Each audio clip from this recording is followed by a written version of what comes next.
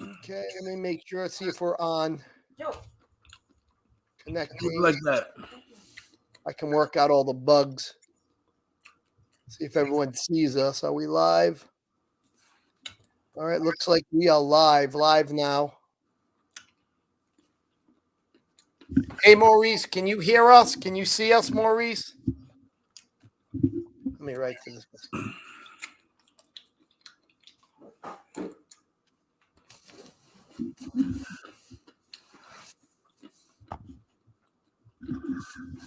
All right, let's see if Maurice can hear us.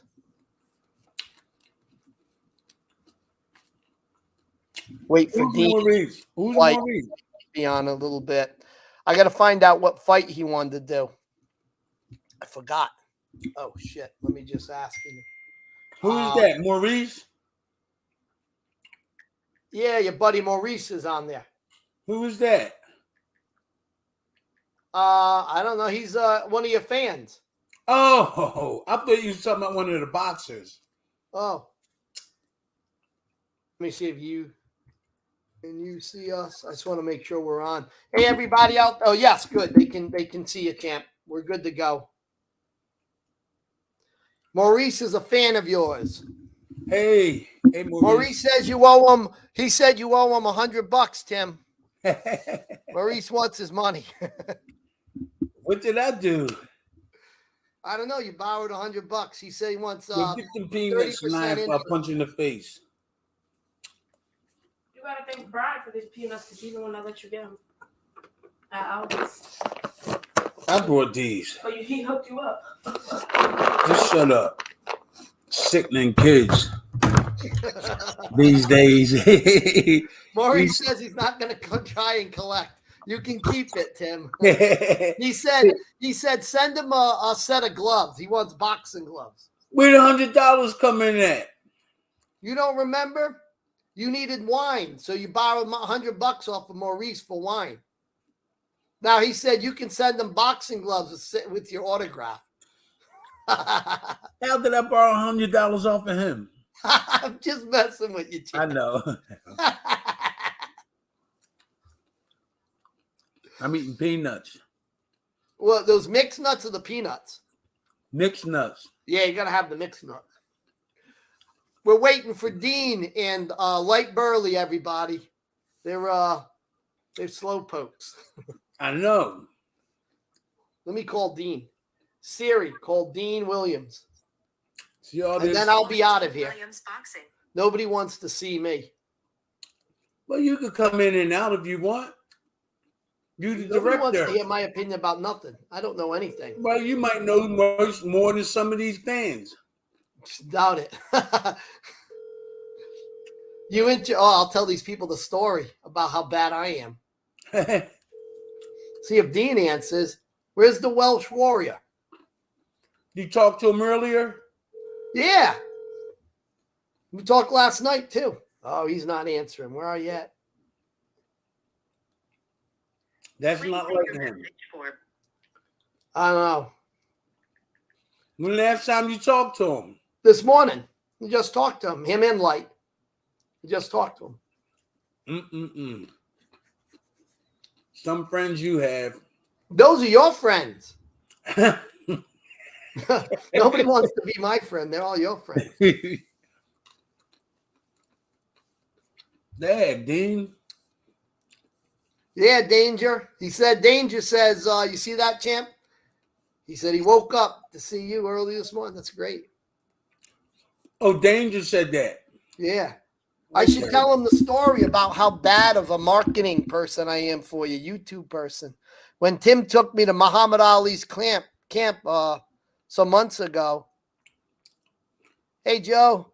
So when you took me up there, he was introducing me. I was supposed to be videoing for the channel.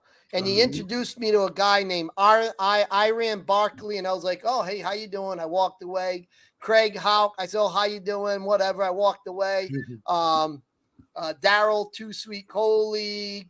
John Scully. These they were. So when we got done, Tim said to me, he says, man, you must have got some great footage. I says, Oh, you were the only legend there. Like, who else was there? You were like, what do you mean? Iran Barkley was there. John Scully. That was really cool that day. There was a lot of people there. Yeah, you didn't introduce me to who they were. You were supposed to give me a heads up. Yes, there was I a couple was. other guys, big guys there too, Tim, who were at the last event. Nate Miller, cruiserweight champ. Let me see who else. Nate Miller, cruiserweight champ. I guess if I stop drinking wine, my head would clear up. Yeah, Tim, you got to stay away from it. Everybody, we got to get behind the champ. He's got to stop drinking wine. He don't make videos when he drinks wine. We want more videos. I talked to Shania's mom in England. She's in England, and I talked to her. She's vegan. I used to be vegan, and now she was kind of encouraging me to go back. And so now this is my first day. I'm gonna do vegan starting today. Yeah, I but don't you start Monday. Don't it make you fart a lot when you're vegan? Dang, you. Don't talk about him. Yeah, he be passing gas morning, noon, and night. Oh no, I don't. Don't tell Yes, me. you do. I can't remember. I would say that it would be an easy flow outside the backside if you're vegan because you eat a lot of the soft stuff. Yeah, you eat a lot of roughage and stuff. Don C. Spansky, he says hi from Michigan, Tim. All right, how you feel? Iran Barkley for Hagler and Duran. Yeah, I'm working with Iran now to get him a YouTube channel. So you guys watch out for it. You're going to see Iran Barkley, Michael Nunn, John Scully, what's his Reddick Bow. We're going to get YouTube Mitch channels Mitch Blood Green. And they're all once a week. We're going to do a technique of the week. They're going to show it. We're going to load it up. And then we're going to have a central place on Reddit where you guys can go and see all their videos of the week. And we're also going to have them. We're going to be on each other's channels. And it's going to be a lot of fun. Want me to text Dean? Oh, somebody said, yeah, I called him. I don't know where he is. Nobody wants to hear me talk. Shit, at least if Lyte was here. You might have to. Yep. Somebody wrote, if you go vegan, champ, and drink wine, Tim, you better invest in a strong toilet bowl. Apparently vegan and wine. So I was vegan for 5 years. And then I stopped and I wasn't eating beef. I haven't eaten beef or pork for 50 years. So it was easy. The chicken and fish, it was easy to switch over. But I was hanging with some hippies that was vegetarian too. You're a hippie, Tim? No, I'm not a hippie, but no, they wasn't hippies. But this old Irish guy was vegan, and his family, Leo Doherty. I used to hang around him because I wasn't getting knowledge from young people. And I started hanging around the older guys because you get that knowledge, and your path to maturity will be much easier if you listen to the knowledge of these older guys. He was like 70, and I was like 40 something, and it seems like I got more information out of him than people my age, more positive stuff. Oh yeah, they've been around. Oh, yeah. You know we got to have on here. Battery doing dead, Shania. We got to have a Sugar Ray Seals. He's the wisest guy, man. What a great guy. Yes, he is. All right, there we go. They want to know what do you eat for a protein to feel full when you're on a vegan diet? Potato chips, something like that. But I was eating a lot of vitamins and I was taking protein, but I was eating a lot of vegetables, egg whites, even though that's like meat, but it's not. Egg whites. Siri, call Lyte. Huh? 52. No, I'm calling up Lyte. Sorry, I can't call an MI or USSD number. Who would you like to call? Oh, hold on. Let me see. A lot of vegetables, peanuts, egg whites. There's a lot of stuff. I didn't do a lot of research, a lot of research, but let me see if these brothers are supposed to be on. Yeah, they messing up. We might have to watch another fight. We'll throw something. We'll do a vote and see what people want to. Yeah, the champ does signings. Yeah, he'll do a. What we should do is do that online. Like Tim, you can for like $20 or something. You could give a personal autograph to people. I sent like 4 of them out. 4 of them out this week. Did I get my cut? Where's my cut? I get 90%. I sent like 4 of them out. Like 1%, I get the 100. Dag, Dean. He must be walking with Tanya. He was supposed to be on here. Let They both let us down, man. Lyte ain't here either. Whoa. I don't know. Let me call Lyte. I don't know. Wow. They want to be a part of. He's probably trying to come on. Oh, yeah. You know what? It was difficult coming on. That's what it is. The champs. I don't know where Dean is, so you're going to be the guest of honor if Dean don't show up. You were supposed to be like the commentator with Tim, or whatever the hell you call it, host, guest host, or whatever the hell you call it.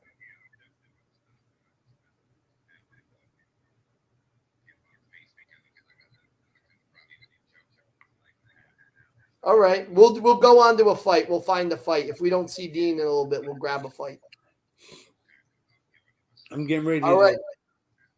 Bye. Let me get ready to text him. Dag, your boy Dean. He's probably trying to get on.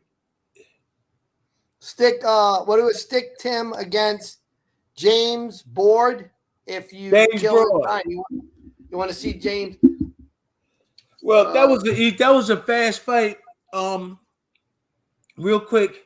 That was everybody. A lot of people didn't like James Broad attitude and everything. He was really like chin in the air, and when we was around the fight site, he was arrogant. He was acting arrogant and really like, huh? You fought him? Yeah, James Broad. I knocked him out in the first round. Oh. Yeah, but the thing is, what gave me energy is that I knew a lot of people didn't really care for him too much because of the way of his attitude, And when I knocked him out and everything, I talked to him and everything, and I just had to do it. All right, I'm going to share screen. We'll go on there until these guys pop on. He passed away, Oh, he did? Yeah, he was walking in the streets, like getting money in Vegas and stuff from people. And, Mike was trying to help him. He was a sparring partner for Mike. And then he just got really low, no money. And then I heard they found him dead. Here we go. So let me shut the volume on this. What gave me? Is this him? Yeah, that's him. What gave? Okay, so we're gonna watch this and maybe another one. This ends early. Yep. Here we go. He's getting ready. He was kind of cocky. And I knew the people were on my side because they didn't like his attitude. He was kind of really cocky and stuff like that. So that was on my side. I had the fans on my side. We was up in Buffalo. But he was talking a lot of stuff. I was in good shape for this fight. I was in good shape. And I knew that in the fight, I didn't know that much about his skills and stuff. I just took my skills into play this time. He was strong. He was big. But what pushed me was his attitude and stuff. And he didn't have the skills I had. It was just a matter of time and me catching him. I wasn't going to let him hit me. If you could see, I'm just trying to feel him out and try to get in the shot. But what fueled me was his attitude towards people and towards me. he was like really now I ain't gonna say ignorant, but okay, I took that overhand. I mean that overhand, I hit him with the straight, that right. Now he was pretty strong. He hit me with a shot. I felt a little bit, the body shot. Oh, what did he do to that? I'm just looking to see if Lyte's in here yet. Okay, Sorry. go ahead. No, Go ahead. that'll be good. He does that block you don't like, Tim. He blocks downward with his hand. Oh yeah, that somebody didn't teach him the right way. You like when you go like that and go down? Yeah, he was trying to swipe the Yeah. So all you got to do is fake him and then throw the punch. He'll go like this instead of going all the way through with it. Yeah, he does it with his right hand, champ. Yeah, I know you he hate go that like when this. guys, He go block like it. that. That's old time technique. They go like this, blocking like that.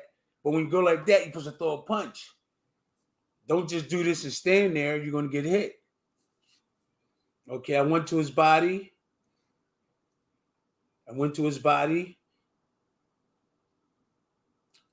So I really didn't know the outcome because he's strong. He is strong. But I knew that I wasn't going to lose. I didn't want to lose because I had everybody behind me. I know that a lot of people didn't like his attitude. You see me just setting it up. I'm going to hit him from long range. Inside, I wasn't the first round. Okay, I must have got hit too much. I think it was the third. Here's the second round. He came out, and he was heavier than me. I just was a matter of time with me. I knew I was going to get him. I'm just playing with him, trying to figure out where I can pick the shots. Here it come. No, that's not it. But it was something like that. So we just moving around trying to feel each other. See how he's slapping down? All I had to do was stand my ground and throw a hook. See how he blocked the jab downwards? If I just think a hook, see how he go down with his right hand and block? All I got to do is turn it into a hook. Let's see it one time.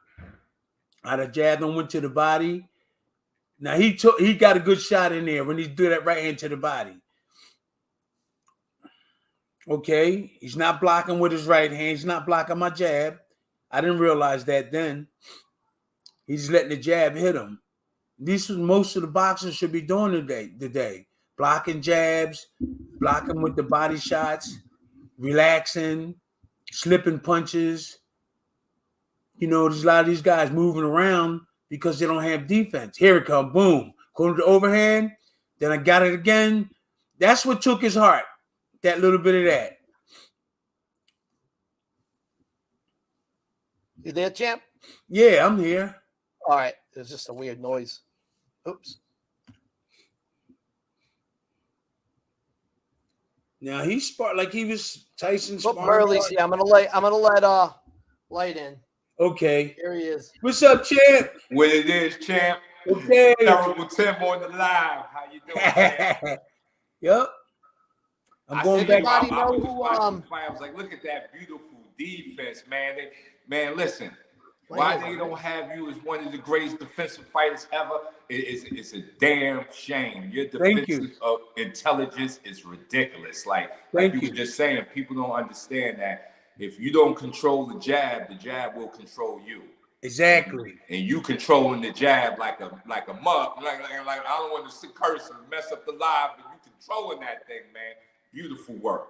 Now when that bell ring, like the first thing you got to do is try to control your opponent with your jab, and you got to learn how to block his jab. That's how war is. Like when they throw the artillery from one end to another country, be throwing it. That's just to soften you up. Yep. You got to learn how to defend it, and you got to shoot yours. That's exactly what's happening in the ring. When the bell ring, you got to be able to. You feel him out, you jab, and you block his because you know he's gonna block. If he don't be jabbing, then you got the upper hand.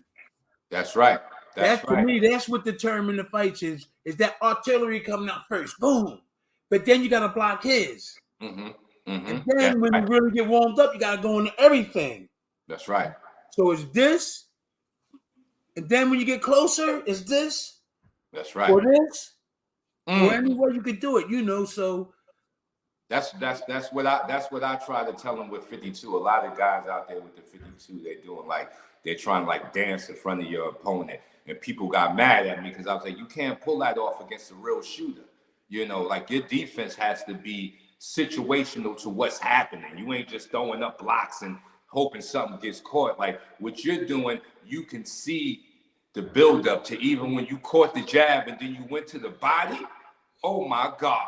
Oh, they don't understand, champ. They don't understand, champ. That was beautiful. That's what it was. That was beautiful. That was beautiful. That's what it was. You gotta keep your D.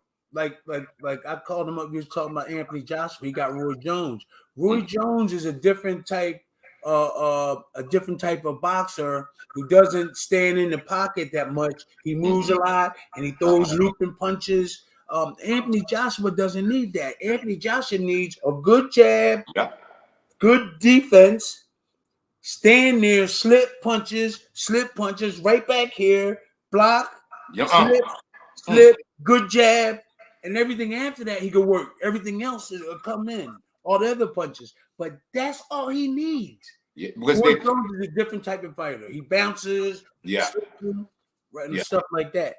No, but they don't. I think, you know, the elephant in the room is defense. I don't think a lot of people understand the power of defense. Like, yes, you definitely need a good offense. You definitely everybody can do offense, but that's what I say. At the top of the hill, everybody's a shooter. So what's going to separate you from that shooter? Your defense. And like you said, when Anthony Joshua faced Usyk, that's what he ran into. He ran into a man that had an idea of defense. And Usyk was able to use that against him. Like you said, if Anthony was slipping his head, catching, that could have been a whole totally different fight. He wasn't catching. Anthony was catching punches. Yep, he was catching punches. Was catching punches, but Usyk's defense is a moving defense. Now, if Usyk slowed down, he's going to get caught. Yeah. So Usyk probably won't even be able to teach defense because he's a mover. Yes. See, he's a mover, and that's all natural. And real quick, what trainers need to do is teach their boxers basic defense first, and everything else you can do on your own, like all that other stuff. But as long as you know basic, that's your confidence. Yeah. And Usyk just moves around. If they put that pressure on him, he'd be in trouble. If somebody could put the pressure on the proper way. My teacher told me that Georgie Benton used to keep you in front of the mirror for hours, working on small moves. He said he would keep his boxers there for hours, like they wouldn't even be hitting nothing. They would stand in front of the mirror and work on just what you was talking about, the basics. Because from the basics, you got unlimited combinations from the basics. And like you said, that's when it becomes natural. You get the basics, you go into sparring, and you start developing other areas. But you need the basics. And most coaches that I found when I was doing the amateur circuit with my fighter, they don't work on defense. Defense is like either you have it naturally or that's it. Like they're not showing you nothing really like as far as defense. Everybody's throwing left hooks though. Everybody left hooking. Yeah. Everybody look at the video. Look at the video. There's no defense. There's no leaving his hands out there like Floyd Mayweather. There's no defense when he should be like this, coming in back real tight. He's loose. He's loose. And they didn't teach him stuff in the amateurs. They didn't teach him none in the amateurs. No. That's what he's fighting like. And look at his stance. Look at his stance. Straight up. Look at that. There's no moving with his shoulders. Nope. Relax. Up here. Step with it. Here. Boom. Boom. Yep. Now he's supposed to be. We talked about Lyte. We talked about the southpaw stuff. Now he's supposed to be drilling that right hand right now. The hell with the left. The left is in front of Usyk's right hand. If both hands are in front of each other, why try to? The right hand is the key. It's the right hand is the jab, and Usyk's jab is his left hand. Yes. Just look at that. Just look at it. They're both touching each other with the lead hand. It's supposed to be the. Now you put that out there. Drop the right real quick. If you put the left out there, drop the right real quick. and he's not going around the back. But Yusuf is moving pretty good. See how Yusuf is moving? Yes. Well, that seems to be a trademark of Papachenko. Like a lot of his fighters have that footwork. Lomachenko has it. Usyk has it. So that seems to be something that's where he puts the defense at. He puts it in their feet and they move around a lot and stuff like that. But, they're not really catching too many shots and stuff. But it was just enough to handle a man like Joshua who's standing right there. He's just circling them, catching them with them touching shots. And like Usyk is not really throwing bombs. He's just touching them. And he won and that's how Usyk wins most of his fights. He just touches you more than you can touch him. Yeah. And the thing that guys like that, you got to put pressure on them. Yeah, tell him, champ. That's how you do it. Okay, you got to put pressure on them. That was taught that. You got to put pressure. You can't get out there and box that mover. You got to put pressure on them. Do you remember Mike the Bounty Hunter? That sounds very. Hold on. Hold on. I'll do that right now. Hold on. Who is that? Oh, that's Dean. Oh, that latecomer. Yeah, he's confused. He don't know how to get on. Oh, did he just hang up on me? Oh, there he is. Hey, Dean, let me send it to you by Facebook. Do you want to go on with your phone or do you want to go on with your laptop? Your phone? Okay, I'll text it to you. Like, he's just basic. He's doing stuff. Now, if Joshua was tight in his defense and stepped to him, that fight could have been over. I'm telling you. Yes. He's bigger and stronger. You step moving. All you got to do is put pressure on him with a good defense. Text me, Marlon. That fight could have been over. Mm-hmm. That Mike the Bounty Hunter was one of the best movers. He's just sitting there doing nothing. And my trainer, Slim Robinson, told me, touch the closest thing that's to you. If you turn this way, touch that. And then put pressure on the body. You got to be in the shape when you fight these movers. That's right. So going to the body helps slow down the man that's moving a lot. It slow him down, and he can't do the movement he want to do because you are on him. Yes. You have to fight these guys like him with pressure. So be in shape when you fight guys like you said. Because the bounty hunter, when Slim taught me how to do it, I was like, whoa, this is fun. I touch if he turn this way, I touch his shoulder. If he put his glove up, I touch that. That's and right. Then put a hard punch after that. But when you see Anthony Joshua, nobody showed him what to do. He had his confidence was down because look at that. I was like really feeling bad the way he fight. Look at that. Yeah. He's just chasing and he's playing right in the Usyk's game. A former champ fighting like that. Wow. Like an amateur. Textbook. Yeah. I'm not stepping back. You see how he's stepping back? Mm-hmm. I'm not stepping back. I'm standing my ground and digging. You gotta have a tight defense to do that. That's right. To stay in that pocket. That's right. And you see Yusuf lead hand, Anthony Joshua has to be able to lean over that side. As soon as that punch go over, well, this is a different way. If the punch go over, this way. Yeah. You flip it, the punch go over that way, and you throwing the hooks over. See, so Joshua right now should be on the outside of Yusuf, lead right hand. See his right hand? Yes. He should put pressure, then sneak around the back where his waist is and throwing punches. But nobody told him. He's directly in front the whole fight. Go ahead, White. Go ahead, Champ. Yeah, so more body pressure would have probably helped him out against Usyk if he would have went to the body more. Yeah, and like you said, touch something. When you got a mover, you got to touch something. Give up the fact that you may not get gold all of the time, but you touching something. Right. You can find them. Yes. Right. You can find them with that second punch too. Information. Because people get caught up in trying to touch the gold all the time. They forget that little small thing. Touch whatever's close to you. I see what you're saying. Trying to get that gold mean that knockout. Yeah, they want the gold. Like it feels good. It I like definitely that. feels good to get that flush shot. But sometimes, like you said, you got to touch what's close to you to get to the goal. You ain't going to just go straight in and get it. You got to touch something. And Anthony's definitely not doing that. You can see he's trying to land something. He's not just trying to touch anything to find his way in. He want to land something significant, but that's playing right in the Usyk game. He's not even landing nothing hard though. He No, just, he did. Nope. He wants to. what But is he can't. standing back for? You gotta be a dog. You gotta dog this guy. You know what I'm saying? When you out here boxing, you gotta be in there dogging him. Jack, even though he's taller, he gotta dog this little guy. Yep. Get on him. Look at that. Get hit that straight left. And He get can't block, turned. he can't He's block. getting rotisserie turn. Usyk is out there rotisserie turning him. He rotisserie turning him. You gotta be a dog. That's right. You gotta be a dog. That's right. That's right. That's right. That's right. That's why I loved Hagler. Hagler knew when to turn the dog on. Like, okay, this is what the fight is. Yeah. Let's go. Hagler versus Mugabe. No. You can see when Mugabe was really getting to Hagler, and Hagler just said, I'm going dog, and got Mugabe up out of there. He did. Oh, look at that. Straight left. Oh man, that took his heart. That took his heart right there. Yeah, he took some of Anthony's heart right there with that one. So we talked about like Roy Jones. Look at that. Look at that. It's embarrassing, and I know the guy. I've been knowing him for a while, and I don't know what it is.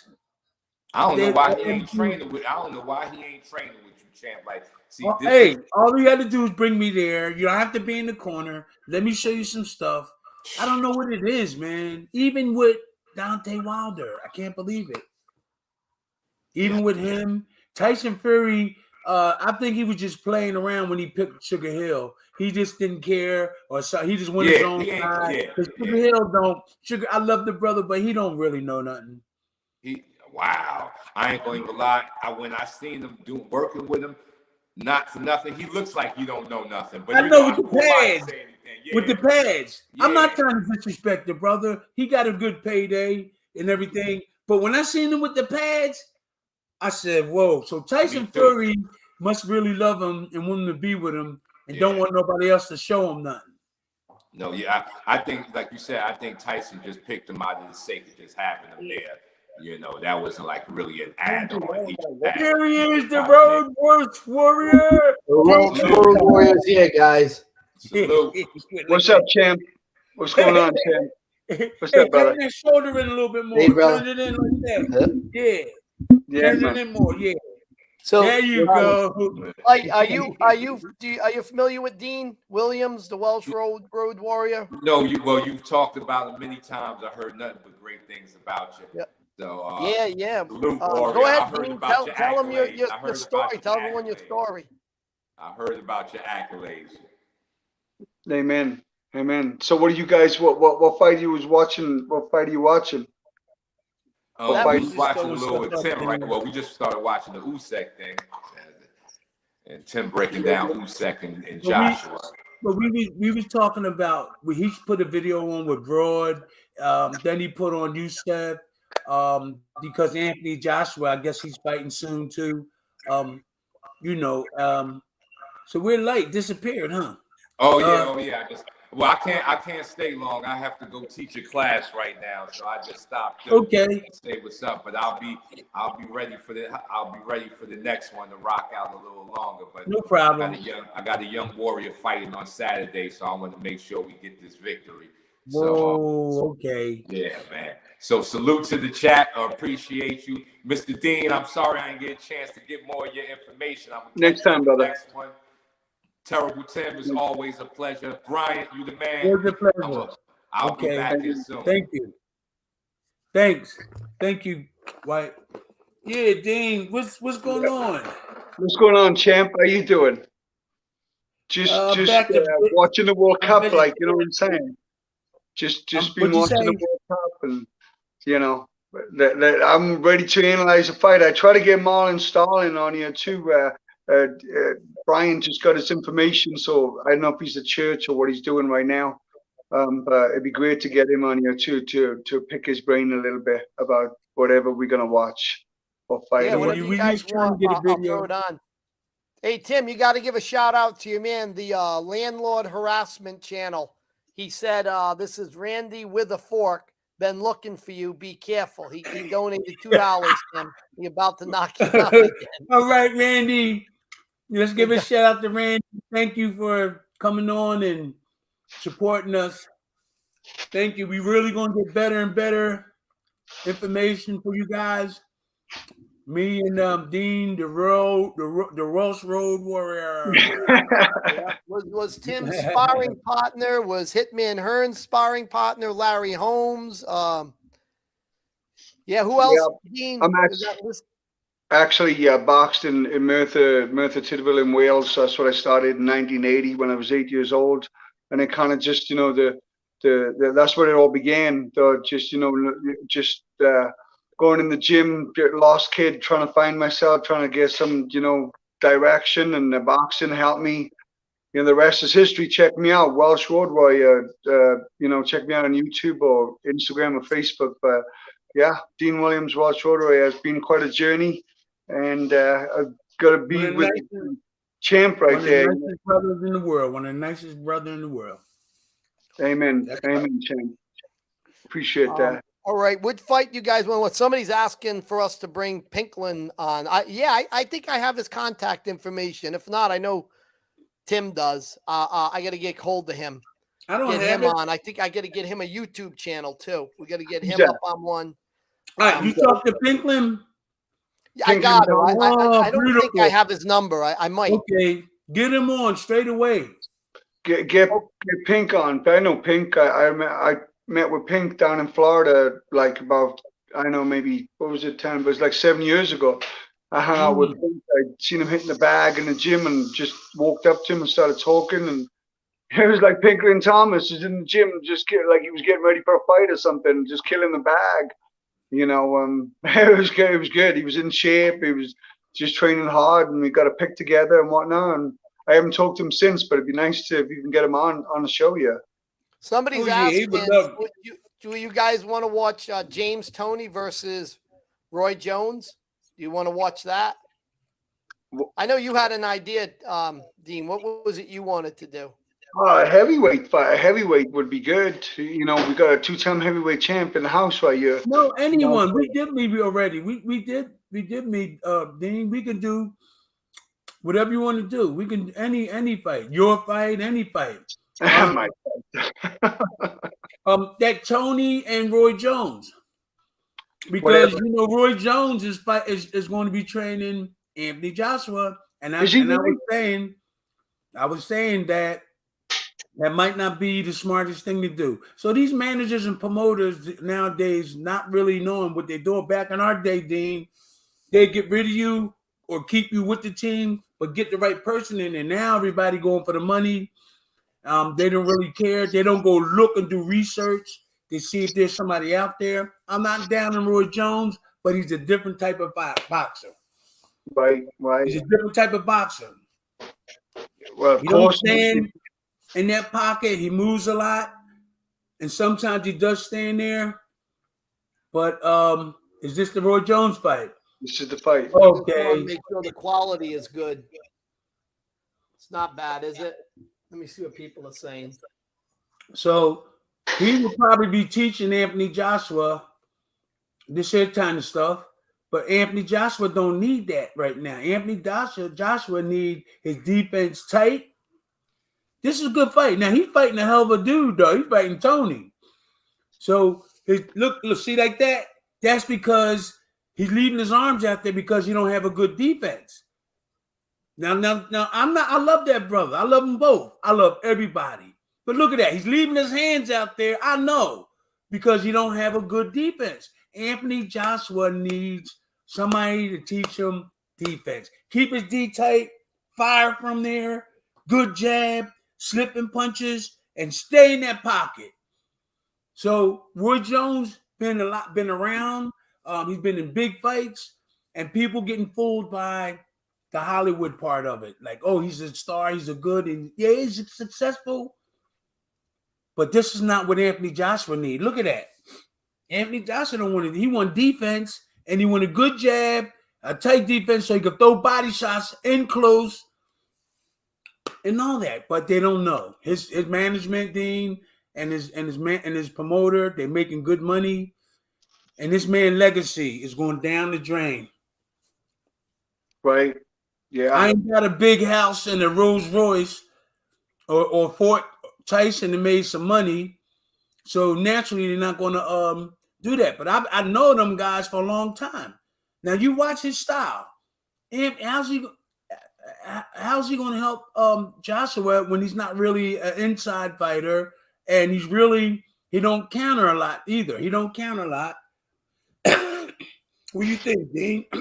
I think you have He's a mover. He's a mover. He's a mover. He's a mover, and you got a big heavyweight, like, was it like 250, 255 or something, or maybe more than that, Anthony Joshua. So, yeah, it's strange, and Roy Jones is all about speed. He has probably the quickest hands in boxing. The guy's real super fast, but he ain't gonna. He's one of them. So him and James, look at James Toney. James Toney is stepping to him, trying to keep his D tight. I can see what James Toney doing. He's just, he's not using a jab. He's just looking for a way in, and he should use the jab though. He's just putting pressure, but there's no. He doesn't even know what he's doing. Like, he's just looking for right now. He's just making a mess. If Roy Jones went around unanimous, easy. Yeah, he did. His years off pretty much. What you're seeing right now is just a boxing, technical, good feet, good timing, good movement, and both guys are real good defensive and offensive fighters. So you're gonna see them. It's going to be a little cagey. I don't know about the defense, but they're good movers and boxers. Yeah, Tony got a good tight defense. I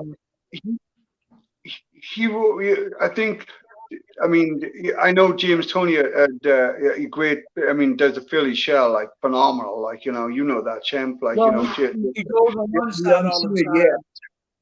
Let me say this: he goes on one side all the time, and he keeps his hands up. But where he doesn't do is he doesn't go on this side. He don't go on this side. So remember he go like this all the time. Right. Somebody teach him to go on the other side. But I did see him go on the other side one time. Okay, go ahead, Dean. Go ahead. Here we go. Yeah, he's just. Now you see how he putting his hands out there because he don't got his defense. I wouldn't teach that. No, I don't teach. You don't want. No. See, all Tony got to do is go straight in on him. Yeah. So he's putting his arms out there. He's putting the arms out there because he don't want Tony to come in. That's really what's the deal here. And Anthony Joshua don't need that. So look, watch. He'll leave his hands out there because he's anticipating Tony to throw something. But really, he should have his hands up and come. Now he got that shot off, but as soon as Tony approach him, he'll back up. Yeah, he's just teeing off on Tony. I just don't believe in just giving people free punches. Putting your hands up and just giving. I don't like that. Tony's just Tony. But Tony catching him. He got a good defense. He don't care about that. Listen. I love both of them brothers. Look, just watch it. Tony don't even give a damn. Yeah. About those punches. He's blocking them. And that's what Joshua should be doing, tightening it up. And look, Roy Jones is throwing punches. He don't really have a good defense, and he's moving around. Anthony Joshua needs somebody that's going to show him tight defense and shorter punches. Go ahead, Dean. I think what Roy Jones is going to teach Anthony Joshua, try to teach him his theory of defense is I see it is his feet, and he half steps and he's a heavyweight, Dean. He's a heavyweight. He's a heavyweight. I agree. It's not going to work good for a heavyweight. I agree with you. It's like, what he's doing right now, though, using his feet in and out. He depending solely on his feet to make a miss. It's all about the way he's moving. Roy Jones, Joshua can't do that, though. No. He don't have the skills. He don't have those skills. He doesn't have those skills, and it might take him a year or two to develop that, and it's too late. So, yeah, Joshua won't be able to do this in this shorter period of time. So, and you could clearly see that Roy Jones' defense is his offense.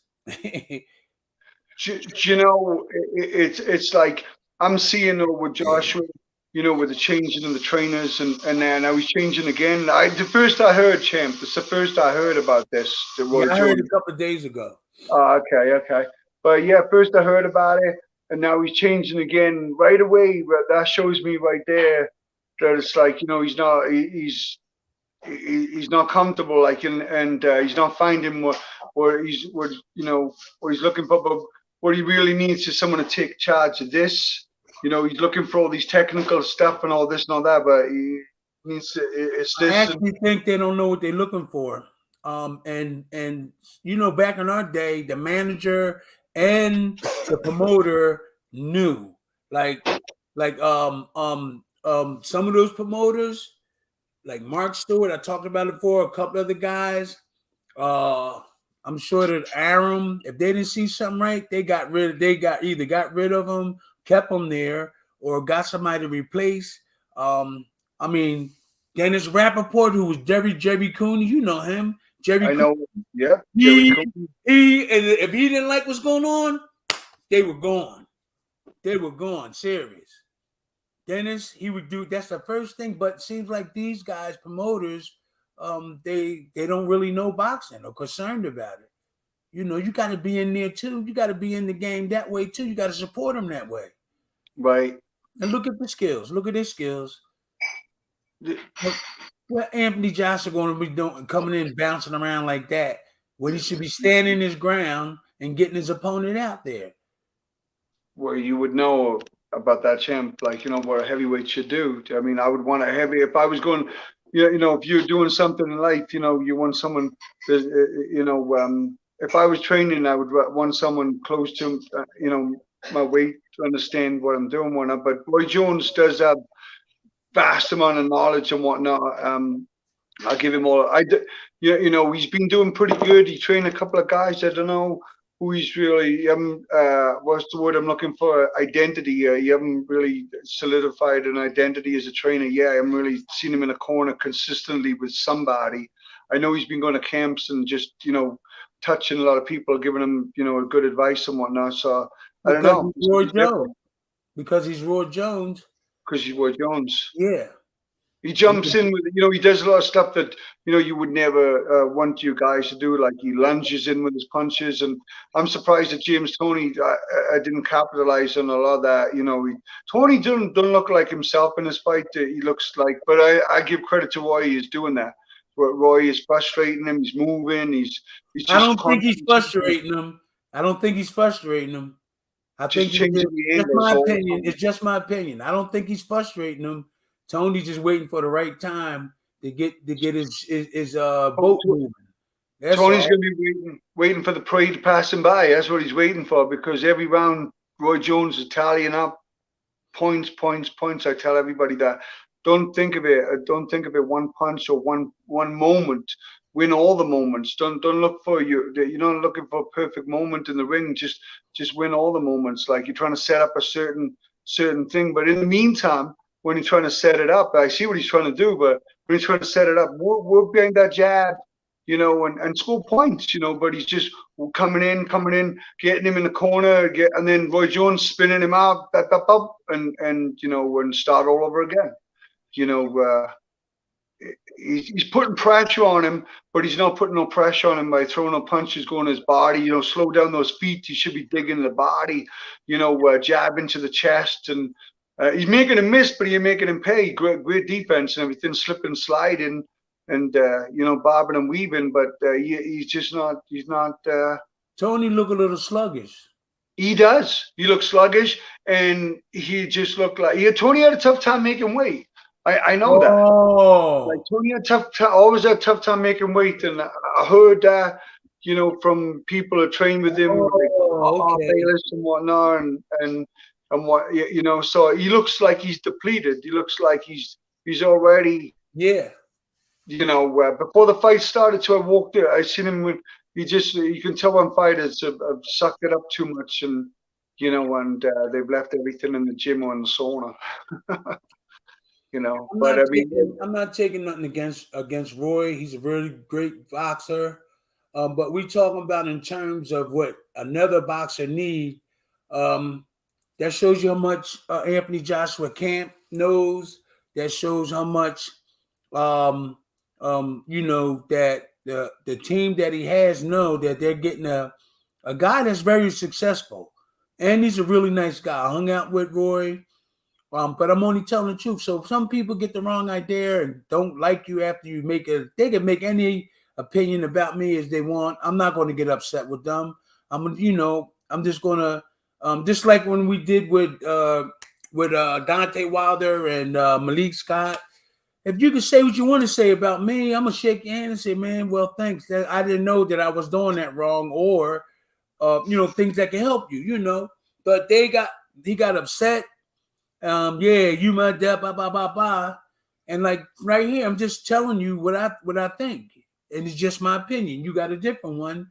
And I don't think that he can help Joshua, even though I want to train Joshua really bad. Not really bad. I would train him to ask me, but he's the wrong guy. Joshua needs defense, a hard jab, and got to dog somebody, learn how to slip and defense. That's what he needs to learn. And Roy, if you can see in his fight, look, he keeps his hands out. That's because of his defense.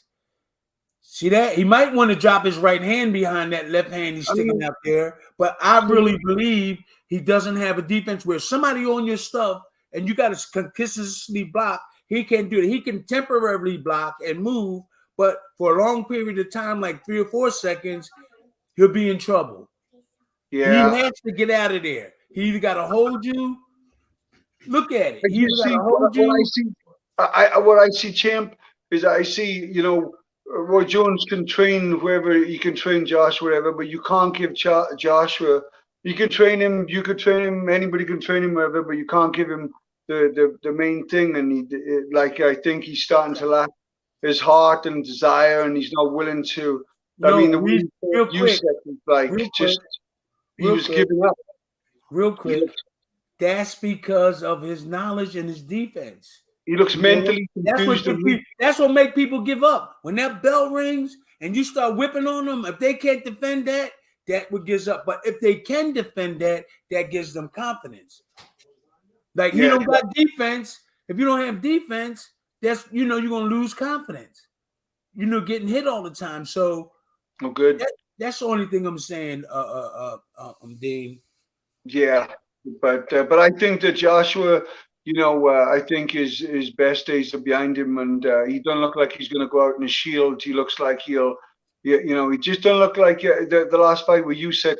I know you just watched, and like it was all wrong. You don't try to box the boxer. I watched Usyk fight in the amateurs, Benavidez, the undefeated 18-0, 18 knockouts light heavyweight champ. And Benavidez lost to Usyk. He got outboxed big time. And so Joshua going into that fight thinking you're going to box the boxer, it didn't make any sense to me. I thought that Joshua should have gone in there, leaned on him, smothered him. Sometimes what I see with Joshua, he's not willing to take a few, to give a few. Sometimes, or he just get in there. He just wants to be like playing the safe and everything. He don't want to go in there like you. With Witherspoon. No, when I go in, I don't have to take Gene. When I go in, I don't have to take nothing unless I make a mistake. You don't have to go in and take these punches if you know how to block them.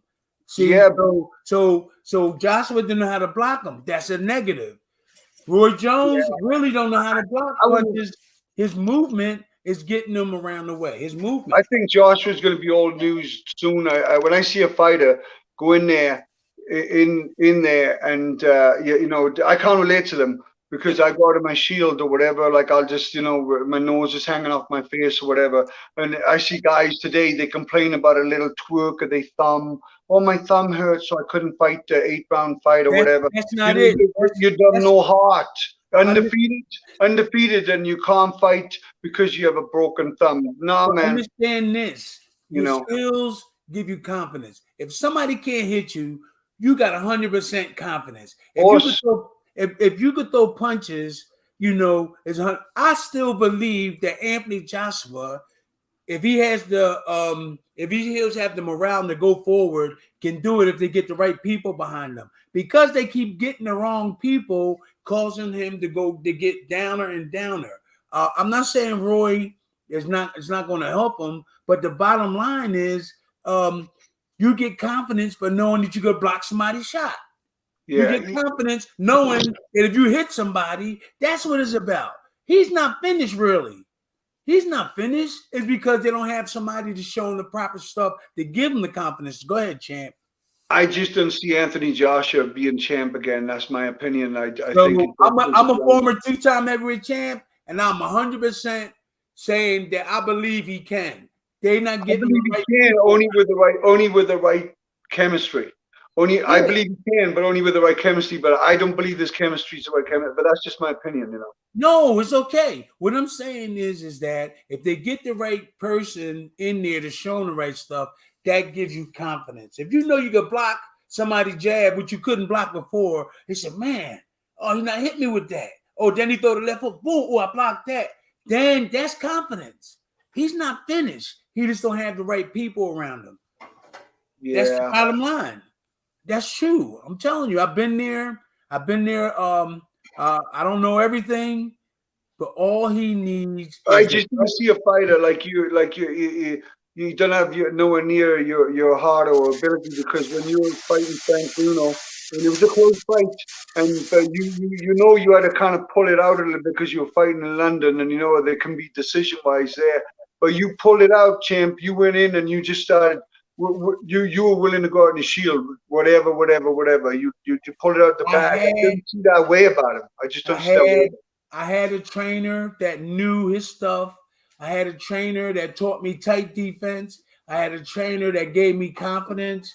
Anthony Joshua don't have those things. You see what I'm saying, Dean? Slim, I knew that everybody knew he was one of the best. He taught me good defense. When I fought Larry Holmes, I only had 14 fights, and look what I did. It was the trainer. It was the teaching that I had. You see what I'm saying? So I'm giving credit to Slim because he's the one. I only had 7 amateur fights. Here I am fighting in 1979. Hold on. 79 was when I turned pro, right? I only had 7 amateur fights. I started amateurs in 78. I had 7 amateur fights. Then I'm turning pro in 80. Wow. I had a good trainer that gave me confidence. What's about? You know he trained you too. Yes, he did. Slim and top notch. I put him on the same level with Manny Stewart in there. I seen Manny Stewart asking him questions, I swear. I hate to say this. We was somewhere and Manny was asking Slim what to do, and I said, I got confused. I was like, he asking my trainer how to do things. I swear. I was like, and then Slim told me, he said, yeah, Tim, Manny's he's a good guy, man. But all his boxers, they lack defense. They're all offense. This is what he told me. And I love Manny. I was with Manny. We sat down, we ate at a dinner. He's a good guy, man. God bless the rest in peace. Amen. So I think today there's too many people out there that too many youngsters. They follow they follow just people that say they done this, that, and the other, and they give too much respect to people ain't done nothing, and that's why they end up doing nothing, because you can only become what you're around. So if you're gonna follow someone that done nothing, your chances of doing something is slim to none. So it's like you are what you're around. If you're around success, you'll grow from that. Like you'll learn from that. Look at Roy Jones, somebody they don't know nothing. But look at this. Look at this. You can have these big numbers on YouTube subscribers and all that, but it don't matter, because real wins at the end of the day. When it comes down to it, when they got the fighter, then he's going to get exposed. But look at this. Look at this. That's what I see. No, okay, real quick. Look at this. Now they're hiring a new trainer. Now what we're seeing is Roy Jones bouncing around, moving around, doing his style, his stuff. What could Roy Jones show Anthony Joshua right now. He's moving around like a middleweight. He doesn't stand, and he's really successful. He doesn't stand toe to toe and bang with you. What could he help Joshua with? That's the only thing I'm saying. What could he do? The only thing I can think that he can do. I might be wrong. But there's nothing I think that Roy Jones could do. Maybe offensively, maybe throwing punches and this, but in terms of defense, standing in there to get the guy out, Anthony Joshua is going to. Am I jealous? No. I think it's more mental. I think having him in the corner, like when you were in my corner, I mean, you didn't just give me advice, so I was blessed. No, wait, real quick. See, you say mental, but mental has a lot to do with your skills. Now you're gonna lose confidence if you know you can't do certain things. But if you get towards certain things, you're gonna be all right. Now go ahead, Dean. Go ahead. I just think that he's, just thinking like a Roy Jones, like in my back. But at the end of the day, when he's not going to be, he's not going to be in a fight. He's not going to have those Roy Jones feet, those Roy Jones speed. He's not going to have all that. He's just Roy Jones knows what he's talking about, though. Obviously, I mean, I hear him talking on podcasts, and he knows. He did say I would definitely side with him tactically the way that he should have fought Usyk. He was right about that, and he proved What did he say? What did he say? He was just saying pretty much that he had to be more aggressive and not try to box with the boxer and let him move so much and make the ring smaller and work him over. And then the same game plan I would have had with him is make the ring small, lean on him, like just tie him up, and man, you got all that weight and just neutralize it to your advantage, using the experience and wisdom tactics of heavyweights do, and he didn't engage. He didn't really clinch. They stayed. He allowed everything in Usyk's favor, so Usyk could just be himself and elusive and box him, and that's not what it didn't work for Joshua at all. In fact, he almost got knocked out because he shouldn't be on the end of his punches like that so much. He just didn't do it. He didn't, didn't show me no heart, no will. He didn't want to look like he wanted to be a heavyweight champion of the world. There was 3 belts on the line. My God. But Dean, you know why? You know why? Because he don't have nobody showing him. That's why he didn't really have a mark on his face, or he didn't really look like, I would have expected him, even though he don't know the defense, even though he don't have the stuff that I know that you could help him big time. Even though he didn't have that, he didn't have none of this, none of this neither. No. Let me say this again. If he had, he didn't have the heart, you're saying. The heart, this right here. That's what I feel that Joshua lacks. I feel that right here. I feel that, and that's because of the skills. He would have a lot of heart if you knew how to block. If you knew how to do this. If you knew how to slip. He would get gained. That's where I'm telling you where mine came from. I was getting hit when I was an amateur. I was getting hit. My mouth was getting bloody. I won what, 5 out of 7 fights. But then when I got with Slim, my confidence shot through the roof. It was the teacher. I'm telling you. If two fighters come to me, the one guy's got like mad skill but no heart. The other guy's got a heart like a lion and potential. Like I can teach him all the skill. That's not a problem. I can teach him a skill. But the guy, I'm going to take the kid with the heart, and I believe that it's just what I believe that I'm going to take both of them. You know I can do it.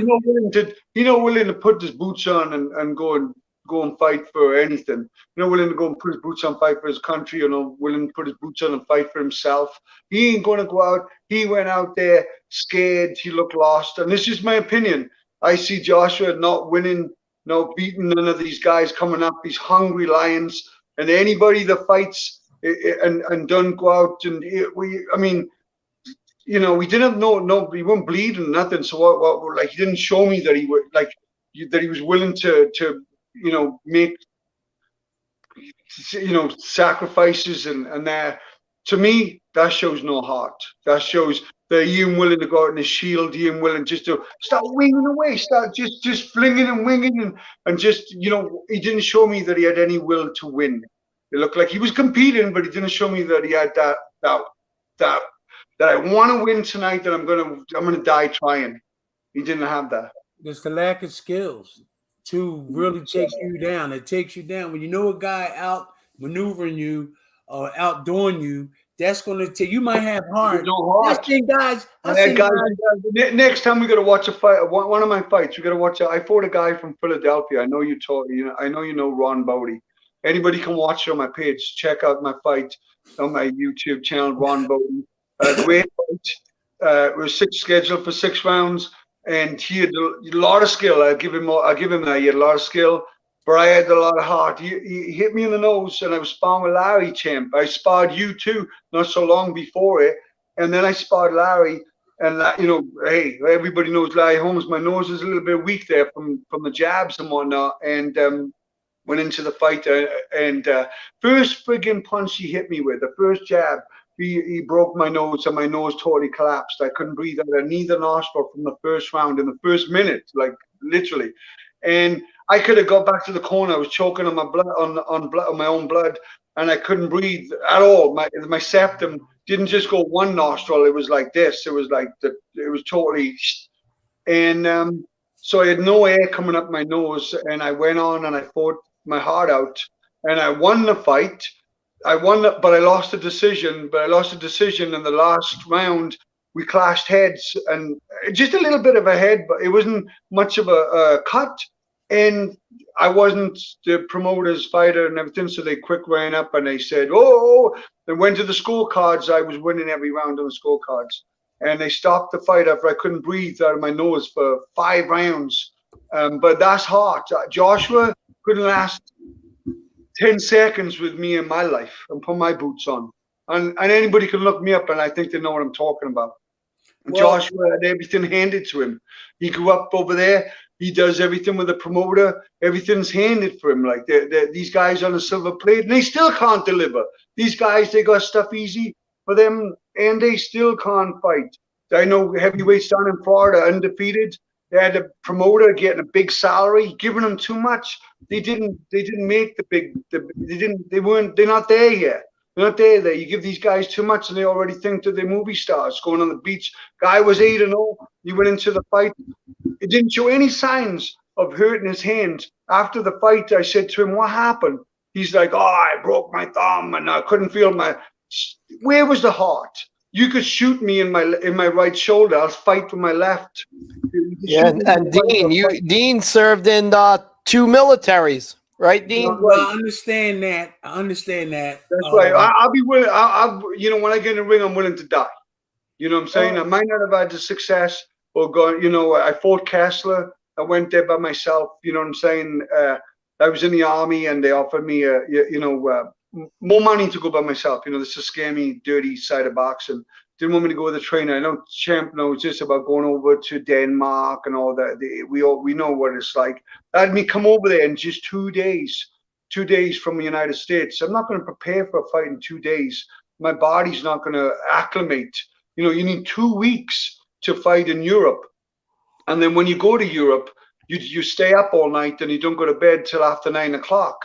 But that's the way you do it. But you know what? So anybody's going there, I just give them a point right there. I hope they learn from that and they get something from it. So if you're going to go to Europe to fight, if you're going before 2 weeks, you know, it's going to be a lot tougher for you. You got to get acclimated to the time difference and the food and the weather. That's everywhere. Sometimes the promoters set it up where you don't be acclimated. And so, but a lot of these fighters like Joshua, to me, Dylan is more like Dylan White is more like my, you know, I can relate to him. He's cut from similar cloth where I come from and whatnot. Dylan White, but yeah. Joshua, to me, he's like, I wouldn't put my money on him. Okay, well, let me say this. I got 10 siblings. And I came up not being a mean guy, fighting, stabbing in the streets, really aggressive, bully, nothing like that. One of the nicest guys around. and I made it. It's the skills. It's who you're around. I understand what you were saying. You gain confidence when you know you could block this shot, when you know you could block that shot. I know you said that you went in and you fought to the end with your heart. But if you would have had more skills, you would have made the fight easier. Oh, And a lot of absolutely. people, But that's what you. I agree with and a that. lot of people, a lot of boxers that have heart, yeah, they win, they get damaged. Yeah, they're gonna keep on going. They lack skills. Eventually, they're going. I know some fighters they can't even talk right now. They were successful. I know. Likewise, you know, we know them together. You know that. But you Yeah. know what? That's just you know. I'm just been there. The only thing I'm saying to you is I've been there, I've done it, and the experience that I'm trying to release out now is I've been there. Management, my management wasn't good. I boxed from fighters. I boxed a different types of fighter. I had one of the best trainers in boxing history. So this is why. That's what I'm saying. Slim was one of the best, and this is why I know I can analyze some of these things. A lot of these things right here, really good. And you got to get in there. Once you learn them skills, you got to get in there and fight. Because before, like when I was an amateur, like I said, when I didn't have Slim in my corner, you could teach him. You could teach him. Hold on, Dean, real quick. When I didn't have Slim in my corner, I was like, man, this boxing thing is hard. You know, I won 5 out of 7 amateur fights, but then when I turned pro with Slim, man, things were so easy, much easier. So I understand you talking about that fight to the end, and if you ain't got skills, but you got no heart, you got nothing. Because at the end of the day, it's like a soldier. You know, I seen guys in the range like sharpshooters, like were perfect, but when it comes time to nailing somebody, you know, like an enemy or whatever, they can't shoot for shit. So it's like it's the same as a fighter. It's like, you know, you can teach them all the skill and you can show them all that, but you can't teach them the will. You can't give them the heart. You can't give them the things to go into the trench that you teaching him. You know, to stay there. And I agree with you. And you would help Joshua tremendously, but he don't have that heart. And I'll tell him to his face. I don't either. But I had the skills. And do what you used to do. You won't do it. You back away. You back away. Right on the end of it. Listen, let me say this to you. A guy with a little bit of heart, if he learn and learn his skills, his heart will get better. Believe me. His heart will get better. If he know that guy in front of him can't hit him. I never seen it. Years of boxing, I never seen anybody gain any more heart to get better. That's just my opinion. That's why we're having a debate right now. I never seen anybody. I did. I'm one of them. I was getting ready. I didn't think I was getting ready to quit, but I wasn't going to quit. But my amateur career, I was getting hit. My mouth was getting bloody every time I fight. I won 5 out of 7. And I said, man, my career can't be like this for the rest. I was like thinking about it. And then when I turned pro with Slim, that's when things mentally change. I'm like, okay, things are getting much easier now. And, you know, blocking punches. He taught me how to throw the overhand right. But when I had guys on, you could teach them the skill and everything. And then, but when they get into the worst thing that can happen is you can have all the skill in the world. You go into a fight, I'm going to do this, I'm going to jab and all that. Worst thing that's going to happen is a fight's going to break out, which is normally what's going to happen. So now you're in a fight. So that What you mean a fight's going to break out? Like you got all the technicalities. You teach. Say you're training Joshua, you're training Anthony Joshua, and you're showing him all your stuff, which is priceless. You're teaching him everything that you used to do yourself, and then he goes into the fight, and all of a sudden, boom, he gets hit, and the fight breaks out. Like, you know, they're going at it. Like, that's when we're gonna find out who's got heart and who doesn't. No, that's true. That's true. That's when you find out, you know, who's willing to die in a shield or go out in a shield, and who's willing just to back away like he was with Usyk and just look for, you know, safe. Don't keep my everything, you know, like me, if my ears hanging off, or my nose hanging off, or my eye, whatever. I'm still coming. I'm coming to get you. No, I'm. I know you just hypothetically because I'm quitting. If my ear coming off, I know you hypothetically. But if mine was like that, I'm saying I'm going down on one knee. um, so all he need. He came from a background where didn't he go to jail one time, Anthony Joshua? That don't mean that he really I don't see it. I don't see it. He says he's this, that, and I hear you, but I don't see it. I see what I see in a guy in a ring. I see there's no hiding place in the ring. In a boxing ring, you can't hide. You can come to a gym and you can say that I'm this, that, and the other. Guys can, and they can tell me I had all these fights and I'm this good and I'm that good. Show me in the ring. Get in the ring and show me. You know, there's no hiding place in the ring. Real is going to come out, whether you're real or you're not. But if you're not real, it's not a good place to be because your pride's going to get wiped out. You know, so you're putting your pride on the line, you're putting everything, you're putting your heart on the line and everything on the line. You know, you're willing to, you know, like I have more respect for Dante Wilder, who I know he was wrong there at the end and he would have got banged out with Tyson Fury in that fight, in his first fight. But his coach, Mark Whelan, to me, he done the right thing. You know, he didn't want to see him, you know, but that's, you know, right there. He was Deontay Wilder got beat because of his lack of his skills. Yeah, I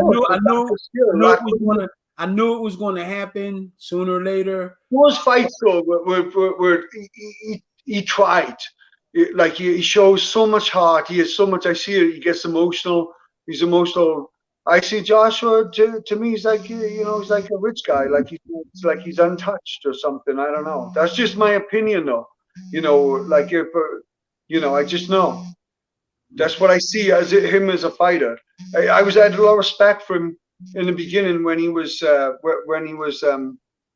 coming up and won it. But I feel that, you know, some of these fights it took he's gone. That's, you know. Hey, just on another note here. This is funny. Joe said, this is one of your longtime followers here, Tim. He said, that man is 65 next month, talking and looking 35. Peanuts and wine are the secrets to long living. By the looks of things, God bless him. Yeah. You know what? Let's comment on that.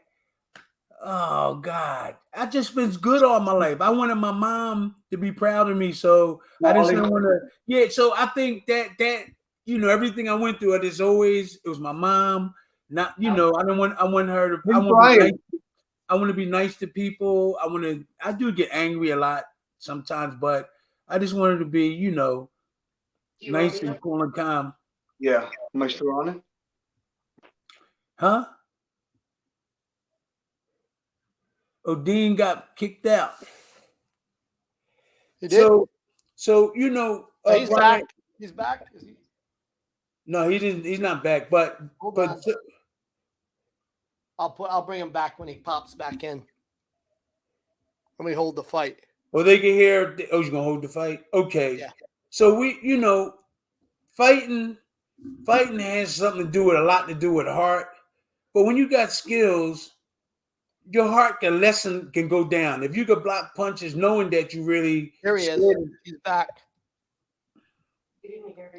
Brian, let Marlon know to click on that link so he can jump on with us. Is he? Oh, did you send him the link? He was ringing my phone, so like if you could just text him the link and then he could jump on you. That's going to be hard too, Dean. Oh man, we're getting all the big stars tonight. Marlon Starling. I mean, he fought Mark Whelan twice. He fought Donald Curry twice. He fought Lloyd Ernigan twice. You know, really like amazing. It was a welterweight, I believe. Yeah. Yeah, welterweight champ. So there's a lot of people out, you know, talking about certain things. You can gain definitely a lot of confidence if you learn how to do things in the boxing and learn the skills and stuff like that. I've seen it happen. It happened to me. There was guys had more heart than me. When I got the skill, I had heart. I wasn't going to back up. But I seen guys once they learn their confidence and stuff gain. I was around it. I seen guys was one trainer, they went to another guy, then their confidence got better. They just shot to the ceiling. So Anthony Joshua, I'm sure if he has confidence in the person that's with him and they teach him not to get hit, I think he'd do well. I don't think it's over for him. And you know what? My mom said, Timmy, I think Deontay Wilder should retire. I said, Mom, I did get hit a lot on his head, but if he had the right trainer teaching him a defense and he got these long arms, he still can do a good job. You know what I'm saying? Defense, right? Blocking and get a good jab. Every time they're throwing you, defense up, shell up, so you don't get hit. That's what I know about boxing. That's what I know. I see these guys with no defense, some with defense, and the ones with defense last longer. They last longer and their confidence are much better. You don't hit them, they're going to hit you back. So, Mark Breland, he was a good offensive. He trained Deontay Wilder. I love Mark. I was in training camp with him, but he had no defense. He boxed just like Deontay Wilder, exactly like Deontay Wilder. Oh God, hold on. This might be Bryant calling me. That's not me. I know. Hold on. I'm waiting for Marlon Starling right now. That's all we're doing, folks, is we're just waiting for him to pop into the room so I can bring him on. Then we'll go into the back into the fight. Dean, did you talk to Marlon again? I sent them the link. I didn't. I could call him quickly, but I'd have to zip off here for a minute. It's up to you. Okay, let me call him quickly. Okay. Okay, I'll be right back. Man, I should probably see if Daryl Too Sweet Coley wants to come on. What do you think, champ? It's okay. He's a really nice guy. He has his techniques. I don't talk like I know everything. I just talk like because I had a good trainer, everybody know him, and I'm just passing on the legacy of his teaching. That's all. Slim Robinson. So when we was at the event, it's okay. Yeah. When we was at that event, I heard him talking, like there's no other way to do it. But I think he was talking like that. Well, I think this is the proper way. I think I wasn't in the conversation, but he's smart about some of the stuff. Like he talked about blocking hands, a jab with two hands. He was doing that, and I looked at it, I said, wow, you gotta be more artistic, like an artist. You got to block with one, make it look pretty like this. So if he's successful with doing that, they keep doing it. But that's the first time in my life I heard anybody blocking like with two hands.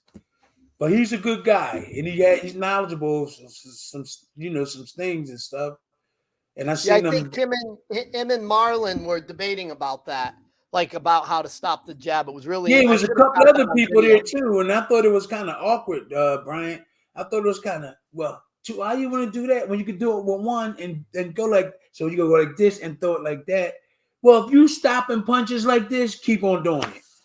That's all I got to say. If you show somebody how to hit a golf and he keep making it, why change it, right? Right. Bottom line. Well, considering how many times I hit you with my jab, maybe you should try that. I'm just saying.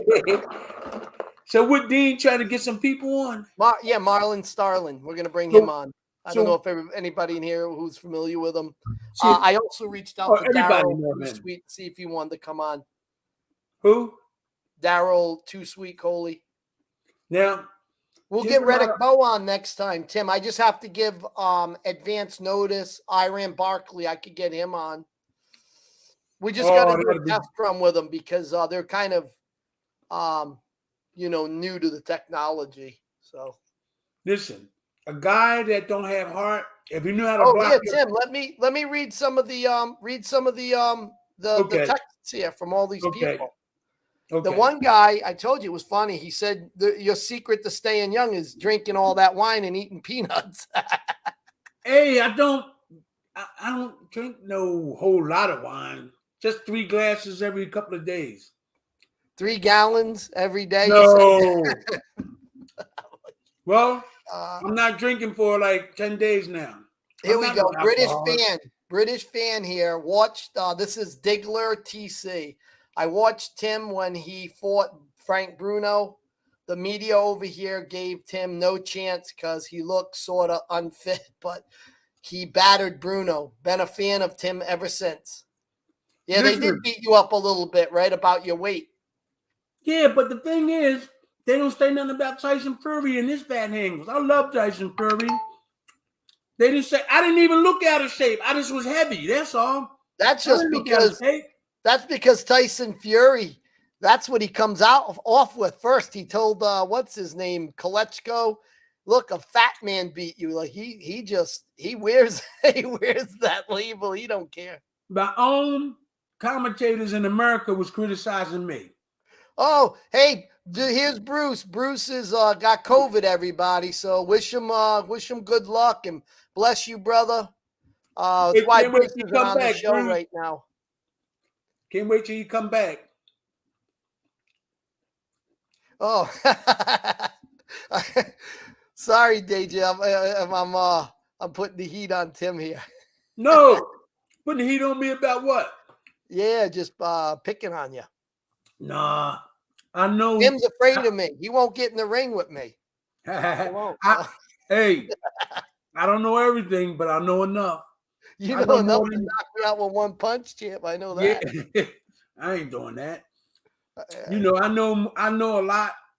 These old trainers that left me with that knowledge, not around. And these other guys they picking and getting in their corner, it's because of Hollywood, because they might have won the lotto, $300 million, or they was in somewhere, you know. But a guy like me got all the knowledge, and that could change things around.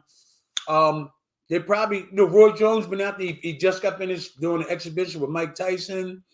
So, you know, it can fool people. A lot of things can fool you.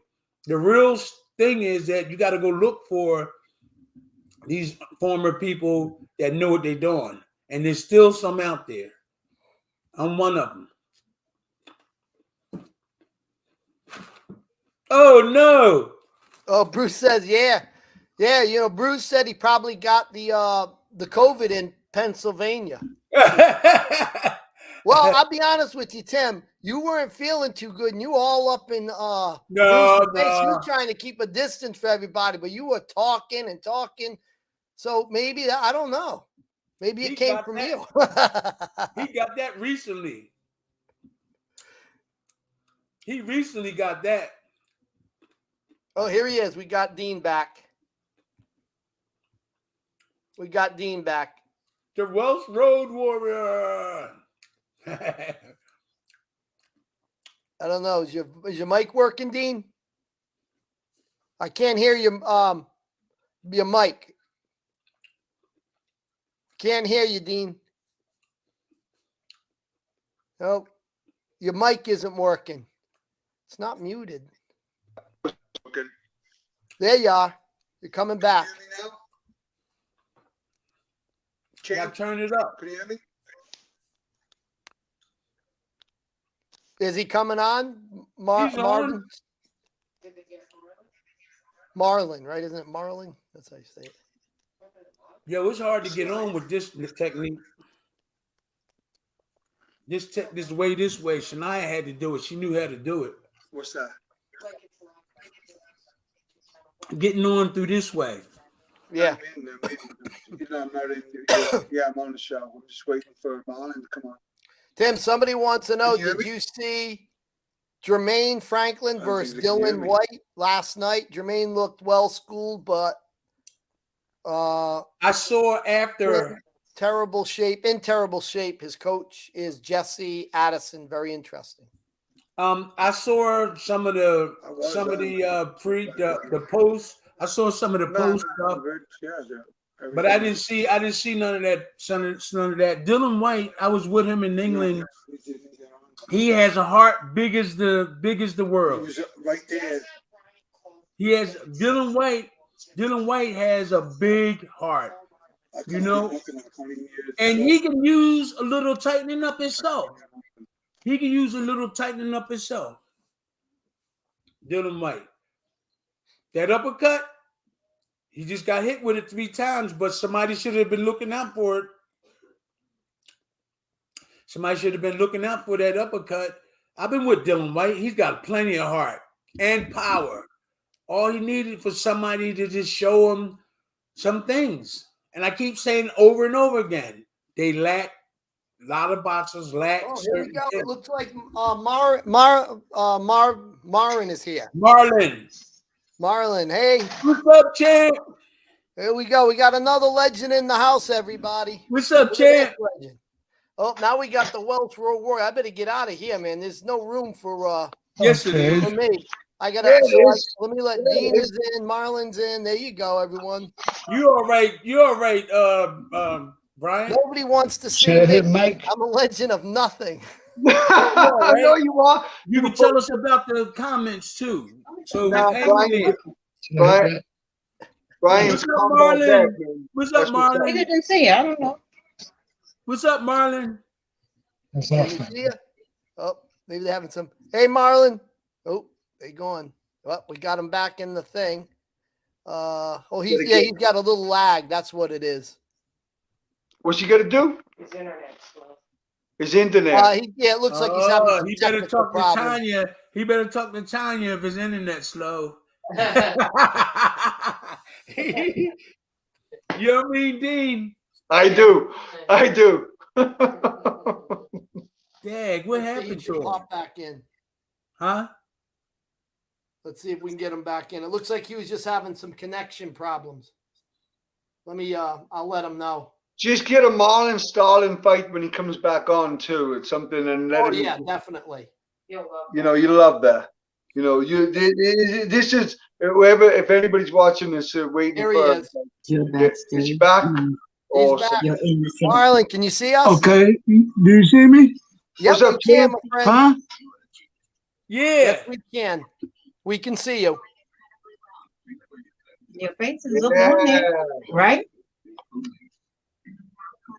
We can see you. Turn the volume up on Right there. Oh. We can hear you. We can hear you. Where? the side. The top We part. can hear you. We can hear you, Marlon. Marlon, we can hear you. We can hear you. What's up, champ? Yeah. What's Can you up? see me? Yeah, we can see Can you. you see me? Yep. Yeah, We can see you. We're gonna watch one of your You fights. see that pretty young guy there? Yep. Marlon, we're gonna watch one of your fights right now. We're gonna put Yep, one I'm of your gonna pull fights it up. up. Marlon. All right, let's go. Marlon, who do you want us to pull up? Just put up one of his fights with, say, Marlon Starling and Delayed reaction with him. Mark Wheeland. Mark Wheeland. Marlon Starling, Mark Wheeland. Wait a minute, I got the wrong guy here. Where'd he go? Where's Starling? He probably pressed something. Is he going? He come back now. Here we go. What's this one versus? Is this a good one here? What do you guys Who think? is it? Mark Which one? Berlin versus Breathing. Marlon Starling. Yeah. Yeah. That's a fight. Is he in? I gotta let him back in. Here we go. All right, can you hear me? Yeah. We can hear you. We can hear you. You ready? Yes. You can see me? Yeah. I don't know what I'm doing. Talk to us about one of your fights. They get ready to put you and Mark Breland on. Talk about the fight, okay? Mark Breland. All right, let him. Yeah, Mark Breland talking about a fight with you and Mark. Come on. There you go. Okay, Mark Breland. Mark Breland. See this fight coming up right now, right? I think. Let me look. I think this is the first one, and no, this is the second one. I think this is the second one in Vegas. And you know, I I knocked him out in Atlantic City. I think in Atlantic City, and this fight they took to Vegas, right? And I knew because if you watch what Mark Brian if you can you see me? Yeah, we can see you. You're good. Okay, if you watch what Mark Breland was doing, every time he goes out, he tried to elbow me with his shoulder, and I was always telling the rough, and every time I got close to him, he'll hold me.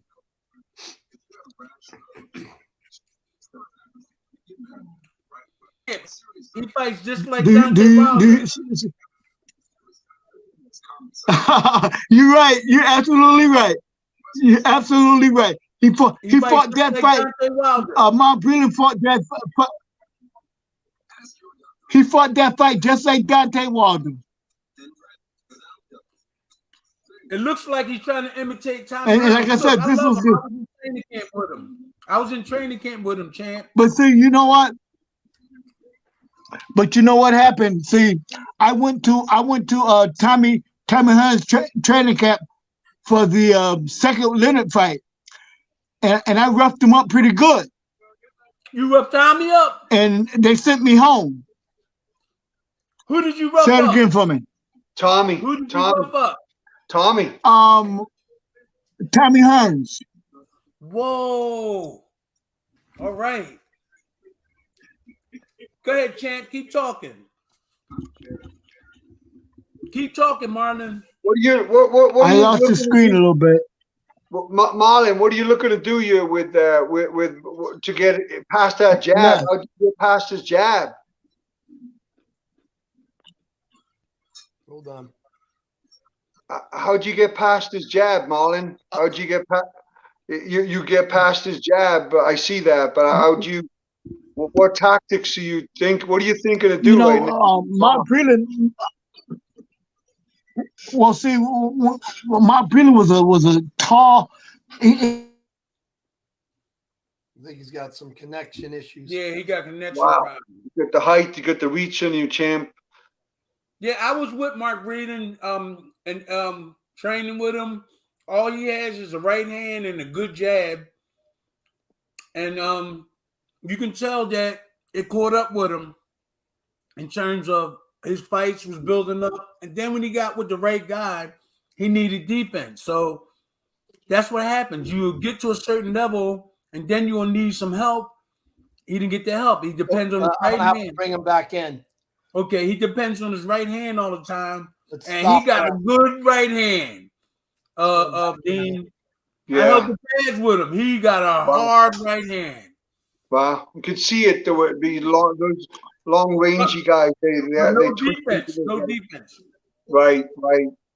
He's fully back. Let's see. One thing about Mark Breland, that fight. I knew that he wasn't ready for the big time guys. Okay. Marlon, but Mark Breland had a very. Bruce has a question for you. Did Berlin hit harder than Hearns? I can't hardly hear you. Did Mark Breland hit harder than Tommy Hearns?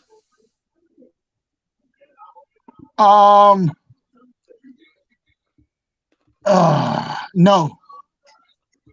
He hit hard though, but not like Tommy. He didn't see.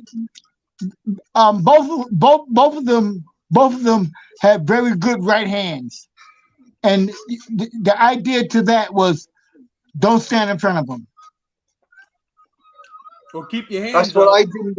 That's what I done when I spot Tommy. I watched him growing up and everything, and I knew he had that right hand, and I just kept moving, to my right, just moving away from that. That's what I done with him when I spot Tommy. I stayed away from his right hand, and I stayed close to him. Then I slipped in under his jab and stayed right to the body, and I went to the body big time. Didn't like the body. That's what you had to do. Yeah. And every time I got inside, he Right. he held me. Right. Okay. He tried to Every hold time I me, got but I inside, he walked held me. through it. So one No time, defense. No I defense, was champ. so I got tired of it. Like in the fourth round, every time I would grab him, like, he hold me. As soon as he grabbed me, right, I threw him to the floor. And when I threw him to the floor, Lou Dilver jumped in the ring and wanted to fight me. wow. That's cool. That's Lou Duva. That's Lou Duva. You know, That's the way you want to fight everybody. And you remember back in the day. Now, Lou Duva was always fighting somebody. Yeah. Always. Yep. Always. Yep. I don't care.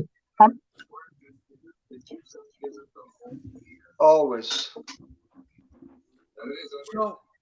So Mark Breland lacked defense, Marlon. He lacked defense, and I see you got your hands up.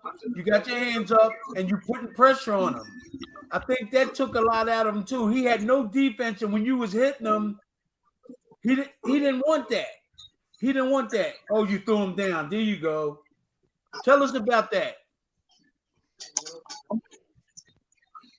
Breland, don't forget now, Breland was, to me, like I said before the fight, that was an amateur in the ring with a professional. Okay.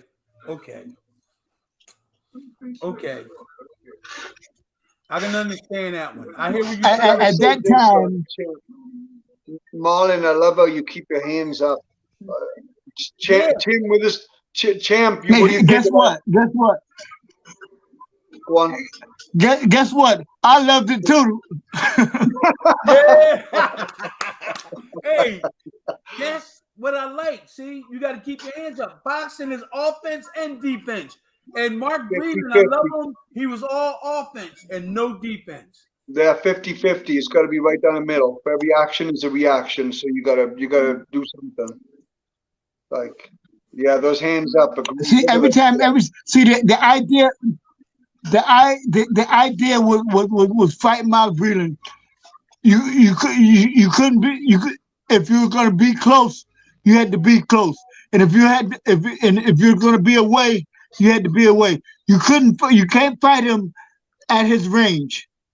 He'll beat you all day with that jab. His jab, Mark Breland's jab, hurt like most guys' right hands. Wow. Yeah, I was in training camp with him. That's Look how he good. whipping that. Wow. But that wasn't doing nothing though. You can watch it on your phone. He had no defense though. Put it up. Yeah. He grabbed you. Breland he didn't know how to throw. That's all he knew how to do is throw 1-2. Okay. That's all he knew how to do was throw 1-2, 1-2, 1-2, 1-2. Well, what about Deontay Wilder? He don't throw hooks and don't you? You're right. Well, see, look, jab, right hand. But see, when you say that about Deontay Wilder, that's all he has is that big right hand. That's it. And how that right hand be effective is you throw a good jab. You got to put something in his face. Because you know what? Answer this question for me. What do most guys say? I just seen it when they get hit. Wow. Tim Witherspoon overhand right. I mean, by Marlon most guys will say. Go ahead, Chad. I had to throw the overhand right because his reach was a lot almost the same size of mine. But see, he had really long hands and he was tall. Breland was about 6'2". Yeah, and I was 5'7", 7.5. Wow. I was in training camp. One thing about this fight. One thing about Mark Breland, especially though, don't forget now, Mark really was coming off the big Olympics, and he had just won the title, so they was boosting him.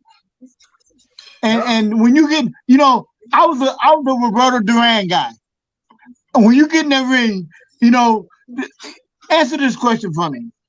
What's the worst thing can happen in the boxing match? Worst thing can happen in a fight. A fight could break out. Get knocked out. A fight could break out. Well, I'm asking you. What's the worst thing can happen in the boxing match? A fight. Get knocked out. You want me to tell you? No. Yeah. The worst thing that can happen in the boxing match is you get into a fight. and Mark Breland couldn't fight. Oh. Love it, champ. That's what's up. Yeah. I mean, that's the man. You're gonna fight some guys that's really good boxers, and then you're gonna fight some guys that's some really good fighters. You have to learn how to box, and you have to learn how to fight. I'm not fighting no guy. I'm not fighting a guy, with a big punch like that. I'm not boxing him. I'm gonna keep him on outside until I see my way in. Other than that, he'll kill you with the jab. I think you would have murderized them if if you'd have stayed inside. They didn't realize. They didn't realize that my length of my arms was almost as long as his was. Oh. Okay. I like that. But that was a fight. This fight was down in Mark Breland's hometown, Columbia, South Carolina. And I was going into a lot. At that time because me and Lou Duva got into a fight at the weigh-ins. Lou Duva would try to mentally get into the fighter's head, and Lou Duva would mentally try to get into the fighter's head and try to mess with him and everything. He was a master at that. The press conferences, he try to mentally just get you into the fight mode. What I told them at the press conference, what I told both of them, I told them all at the press conference, when we first had the press conference, I said, when they introduced me, I said, first of all, I want to thank Mark Breland for giving me his last fight. Okay. Because he always, every time I tag you. What happened right there, champ? What happened right there? Oh, I'll rewind that. I rewound. What happened when? It looks like he's right there. Looks like he's defeated. What Mark was doing? What Mark was doing? Mark was pushing. I mean, he was falling. Every time I got close to him, he fell down. Oh. And then they looked at me and told me, every time I came after him, he grabbed me and then he fall down. What kind of technique is that? That fight was it was a fight where I had to win.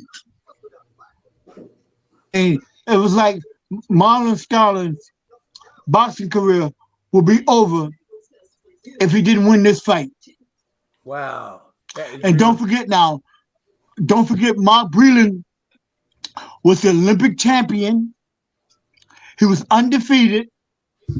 He had more knockouts than most guys had decisions. But one thing I knew,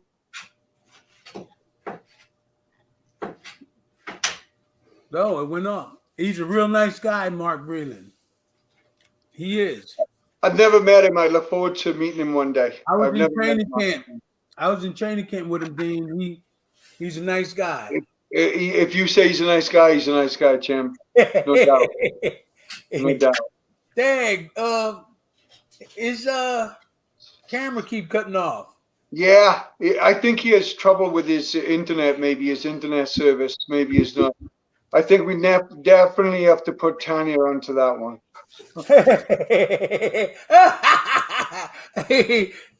Okay, this is round 6. Let me get him back in. So I like the fact that Marlon Starling has his hands up all the time. Love it. Yeah, he has his hands up all There the he is. time. He's back. And I was in training camp with Mark Breland. We ran, we trained, we chopped wood. Can you hear me? Yeah. Yes. Champ, Hey guys, you still there? yeah, Champ, Yep. I was in training camp with Mark Breland like twice. You're good, Marlon. We was in Don King's camp, training. So he's a nice guy. He's a nice I didn't hear you. Did he talk nice to you after the fight? Did y'all get along and everything? Did y'all get along? Can you hear me? Yeah. Yep, we can hear you. Did you get along with Mark Breland after the fight?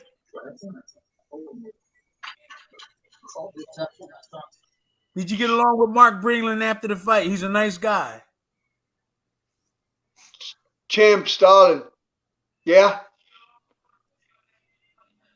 Oh, you can't hear him. Definitely gotta get Tanya onto this.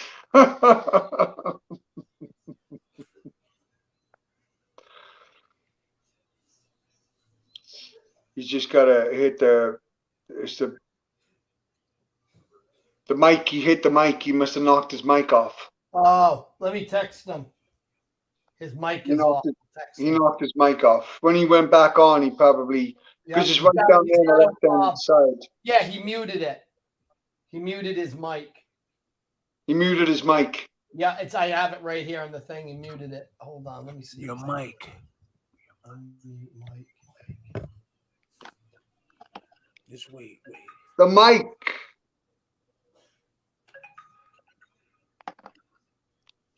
In the left-hand corner. Oh, they muted themselves.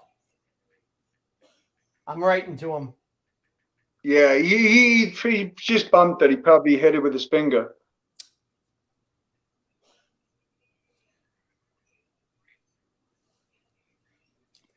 Do we have anybody with us? Well, Anybody? you see, Can guys you hear me? Yep, we Yeah. can hear you now. Yep, we got it. You're We good. got it. Listen, Marlon, we're looking forward to you if you could be coming on Yes. a lot and get involved so Brian can really boost everything up for you, okay? We need to do this together like teams, okay? Well, you know what? That's all Go you ahead. have to do is get in touch with me. Dean, you get in touch with me and we work something out easy. Yeah, we got to get you a YouTube channel. Get in touch with Brian up the top. And Dean is your boy, but Brian, okay, whatever way you work it out is okay. Whatever way. Yeah, we'll get you a YouTube channel up. That way we can post the technique of the week and then we can do a lot of this stuff on each other's channels. We got a lot of Can you guys hear me? Yeah. Yes. So we're part of the team. You can see me and hear me. Yeah. Yes. You've never done this before, so anybody watching this, you got an opportunity to see the great Marlon Starling, the magic man, the real magic man right there. People, The real one. Is anybody asking any questions, Brian? yes, there's a lot. And Daryl Too Sweet Coley might pop on to say hi. Well, what about anybody asking Marlon Starling any questions? Yeah. Hold on, Marlon. You were doing your thing, Marlon. Let's see. Come down here. Everybody know Marlon, and when he lift his feet up, he lift his feet up in the air. I love that. That was a movement. What? So, Marlon, what do you? Here. Tell us really why you did that. I never knew. Oh! You remember that? You remember that, huh? Time. Everybody know that. What did you do that for? Why were you doing that? I thought that was gonna get by you. I thought that was gonna get by you. No, but why? You don't have to tell us why you do that, but it would be real interesting. A lot of people don't know why you see. Was that for confidence? That was for movement, or you was going to hit somebody after you do that? Oh, I took out quite a few people with that jump back and bang bang bang. Oh, but why did you do it? Why did you do it, champ? I'm moving in front of the guy, right? Yeah. And on my top feet, I just gotta. I mean, on my back feet, I just gotta. Listen, I'll be having fun. Okay. I'll be having fun. And, I mean, one thing about boxing, I used to love my job. I go to the gym 7 days a week sometimes. Wow. And believe me, I box from flyweight to heavyweight in my sparring. And I could tell. You don't back off of nobody. I mean, boxing today is to me is more money than anything else. Yeah, it is. I love to do the sport. I love to when I got in that ring, I was having fun. I can tell. It's not too many fights. It's not too many fights. I didn't have fun. Wow. If I was mad, I had fun like Lloyd Hunnigan, the guy from London who beat Donald Curry. Oh, I was with this guy at a press conference, he actually spit at me at a press conference. You serious? And I said to him when we had what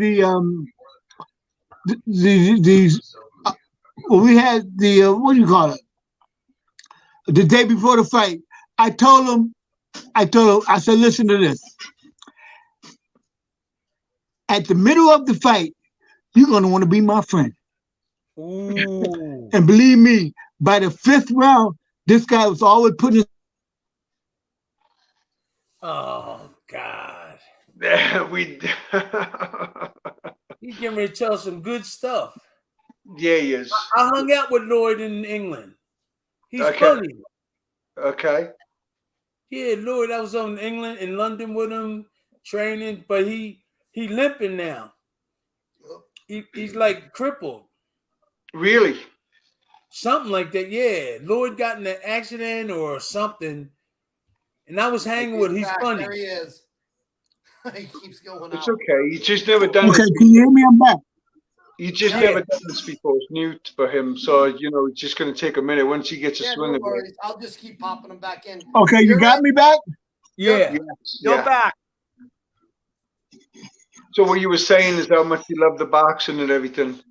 And you having fun in Oh, there. yeah. So, every time. Like,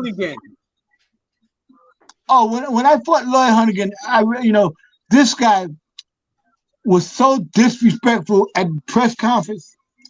And I got up there because Lou Duva, back in that time, Lou Duva was always, fighting. He was always fighting for his opponent. I mean, for his fighters. Right. And with Mark Breland, because Mark Breland came off the winning the Olympics and everything, and he was going to fight me. So when we had the press conference, I told him, I said, you know what? I want to thank Mark Breland for giving me his last fight. and everybody started laughing. But I knew when I fought Mark Breland, the only way I could get out of that building, I had to knock Mark Breland out because I wasn't going to get a decision. Okay. Because he was their champ. He was the Olympic champ, and he was building his record up, and he was undefeated. He was undefeated. He was the Olympic champion. I mean, everybody was. I said to and Mark Breland was a good amateur, no question about it. He was a good amateur, but there's a difference when you change from the pros, amateur to the pros. If you don't believe me, ask Davey Moore. Remember Davey Moore? Yeah. All right, Davey Moore. He was doing good. Davey Moore was doing good, but they signed to fight Roberto Duran. Remember when Davey Moore fought Roberto Duran? Yes. Duran beat him up. And I asked those guys, like Mark Breland or anybody, what would you rather do? Get knocked out early or get beat up? Knocked out early. Me? I'd rather get knocked out early, right? I'd rather get knocked out early. Marlon, there's some questions here for you. Yes. Okay. This question is for Marlon. Did he think he was losing the fight before he KO'd Barlin in the 11th round? And that's from manager Marty. Who was he fighting? Mark Breland. Let me tell you something. Breland. I'm sorry. All right, listen up. I was losing the fight before I got in the ring. The only way I was going to get out of that ring is with that title. Okay. Other than that, I wasn't going to win. There's no way I was going to beat Mark Breland in Columbia, South Carolina. I knew I had to take him with me. Wow. And that's just what I did. This is good stuff, Brian. Right on the network. You hear it right from the mouth. That's cool. Okay. So Marlon, that's the only way you can win. Go ahead. Who was your toughest opponent? 12. That's his handle is 12. Who was Marlon's toughest opponent? Marlon Starling. Let me say to you guys. One thing about boxing. Who was the toughest? You got. I'm gonna tell you. You got two guys in the ring, a guy that can fight and a guy that can box. When you get the boxers that can't fight, they're in trouble. They're in trouble. And the toughest guy I fought, you know what? I tell you what, Donald Curry was the best guy I fought. Because when I fought Donald Curry, especially the second time, Donald Curry, they a little bit, I think. Because when I fought Donald Curry the first time, he always ran. I mean, he didn't want to get close to me, right? And he didn't want to get close to me. And I know I was stronger than him. I threw as many punches at him. And I believe I won that first fight. But that second fight was a 15-rounder. It was a good fight, and it was a close fight. But, you know, what got me that night, I said, you know what? That guy beat me. And I didn't say that in no fight I had. I said, you know what? that guy beat me because he did what he had to do to win the fight. Wow. And that's the respect I gave Donald Curry. Because you know what? Even though it wasn't one of my best fights, he did what he had to do to win the fight. Amen. And you know, I really couldn't say nothing about it because you know we went 15 rounds. Me and Donald Curry went 12 rounds, then we went 15 rounds. I watched the fight. Yeah, great. Say it again. I watched that fight. I watched it. You hear me? Yeah, he hears you. You know, when I sometimes when I go back and try to watch some fights, I watch one of the fights I watch the Michael Nunn fight, and I watch Lloyd Hunnigan fight. Ooh. I very rarely watch the Breland fight because Breland, he didn't do too much but hold. Okay. Every time I got close, he hold me. Mm. And believe me, I had over 50 fights. You had over 50? You had over 50 fights? You had over 50 fights? Yeah. Could you hear me, Marlon? I think so. I didn't hear you. Could you hear me? Wow, what's wrong with my... Can you hear me? Yeah, I can hear you. Yeah. So, champ, you had over 50 fights, Marlon? Yes, I did. I had over 50 fights. Yeah. Do you know, that's the thing about it. We would... Oh, he's gone. Trying to get it. No, I got it. I got him. I'll just get him right back in. He just touches stuff. He's just not used to it. That's all.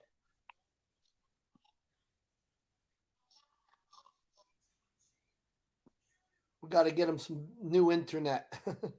Here he is. Yeah, he does. Got to give him a hookup.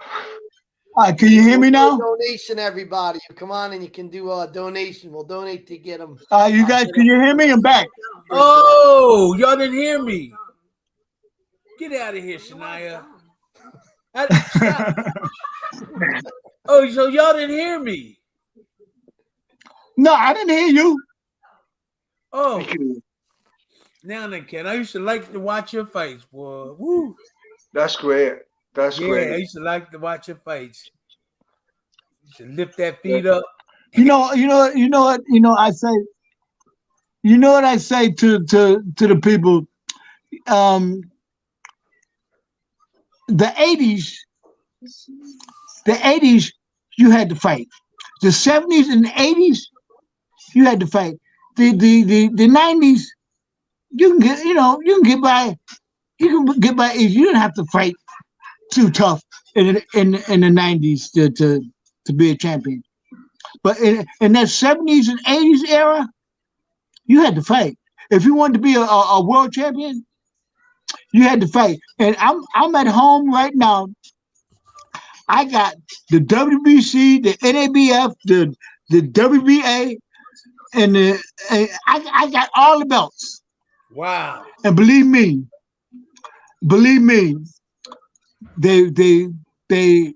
was all worth it. You know, if I didn't love anything else, I loved the sport of boxing. That's nice. Wow, that's cool.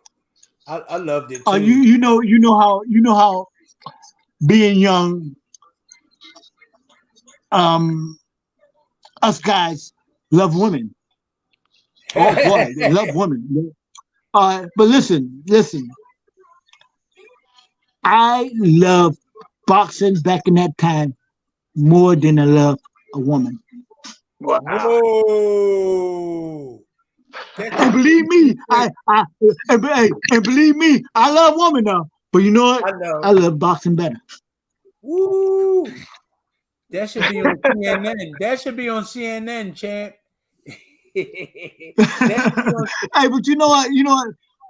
If you put in the work, and like when I got started, I thought I was Ali. I got my shoes like him. I got my robe like him. I like that attitude. And I mean, I you know, the idea of boxing is how you know somebody boxing is who getting hit the most, not who's running the most or who's holding the most. Who's getting hit the most is losing the fight. Yep. I mean, I fought Simon Brown. Simon Brown. I fought what's the guy from Washington too? Maurice Blocker. Oh, Maurice Blocker. I retired because of I fought Maurice Blocker and they stole the fight from me, and it was my championship fight, and I retired after that. I was tired of the Duvas. What about Johnny? And you know, I'm sorry. What say it about again. Johnny, the black guy? He passed away. He was an Olympic guy. Johnny. He's tall, black. Not tall. He was a welterweight. Johnny Bumpus. What'd you do with Johnny Bumpus? Did you fight him? Oh yeah. Boy, Johnny Bumpus. I fought Johnny Bumpus, right? I fought Johnny Bumpus in Springfield. In Springfield. Johnny Bumpus quit and won the fight. What? You know why? Can you explain? Can you explain? Okay, I'm gonna explain that to you. Every time I get close to him and I hit him in the body, right, he'll fall down. All right, and he was tapping me with the jabs every now and then, right, and he'd grab me and I you know, shake him off me, right. All right, the fight was close, right. I hit him. I hit him with a right hand, right, and he got a cut on his eye. Duvas told him to go to me, and when I get into the clinch, bang my head against his so the cut can open up. And he quit the fight because they say he was ahead. Whoa! He quit and won. How about that, Dean? Wow. He actually quit and won. Wow. See, but you know what? Don't forget now, guys. Don't forget now, guys. The Duvas back in that time, the Duvas was you know, they was, in so many words, that's how you got on television. You had to be hooked up with the Duvas. I think what do they call it, that Duva group? Yeah, I forgot. Yeah. Anybody remember? All of them was with him. You remember they had a group they used to call it. But Evander Holyfield, Holyfield was with him. Pee Wee Witherspoon. They had Holyfield. They had I forgot what they called him. Come on, Dean. They had everybody was with the Luduva. Everybody at that time. He was Oh, recruiting everybody. Marlon. They had a name, though. They had a name. Somebody wants you to brag about but beating one thing about somebody said they want you to brag about beating the Mayweather. Hold up, Marlon. Hold up. Okay, listen. Go ahead. You Brian. ready? Brian, go ahead. Hey. Can we curse a little bit? Yeah, go ahead. Okay. When I was getting ready to fight Mayweather, right? He came up to me in the press and said, "You know what I'm gonna do? I'm gonna school your mother." Wow. No. Who said that? This is what Floyd said. This is what Floyd tried to get in a fight with me at the press conference. Okay. So what happened? I fought him twice and I beat him twice. But he fought just like he fought just like his son. He fought just like his son. You talking about his dad? You talking about his dad? Yeah, I'm talking about his dad. I didn't fight Floyd Jr. Okay. But Floyd Jr. fought a little bit like his dad. And people say sometimes, you think it'll beat Floyd? I said, you know what, you should have asked Floyd, do you think it could have beat me? Because I don't think Floyd Jr. would have beat me. Because one thing about it, the sport, every now and then in a boxing match, you're going to get into a fight. Yeah. And Floyd didn't know how to fight. Floyd knew how to show, Floyd knew how to turn his shoulders. See, if I was playing Floyd, as soon as he starts turning that shoulder for about 2 or 3 rounds, that's all I would do, put all my strength on trying to break that arm. Okay. The arm he turns to you, when he turn the shoulder to you, I'll try to break that shoulder. Okay. And guess what they call it? They call that boxing. They call that boxing. That's boxing. That's right. I mean, but I'm not saying Floyd wasn't a pretty good fighter, but I don't think Floyd would have beat me.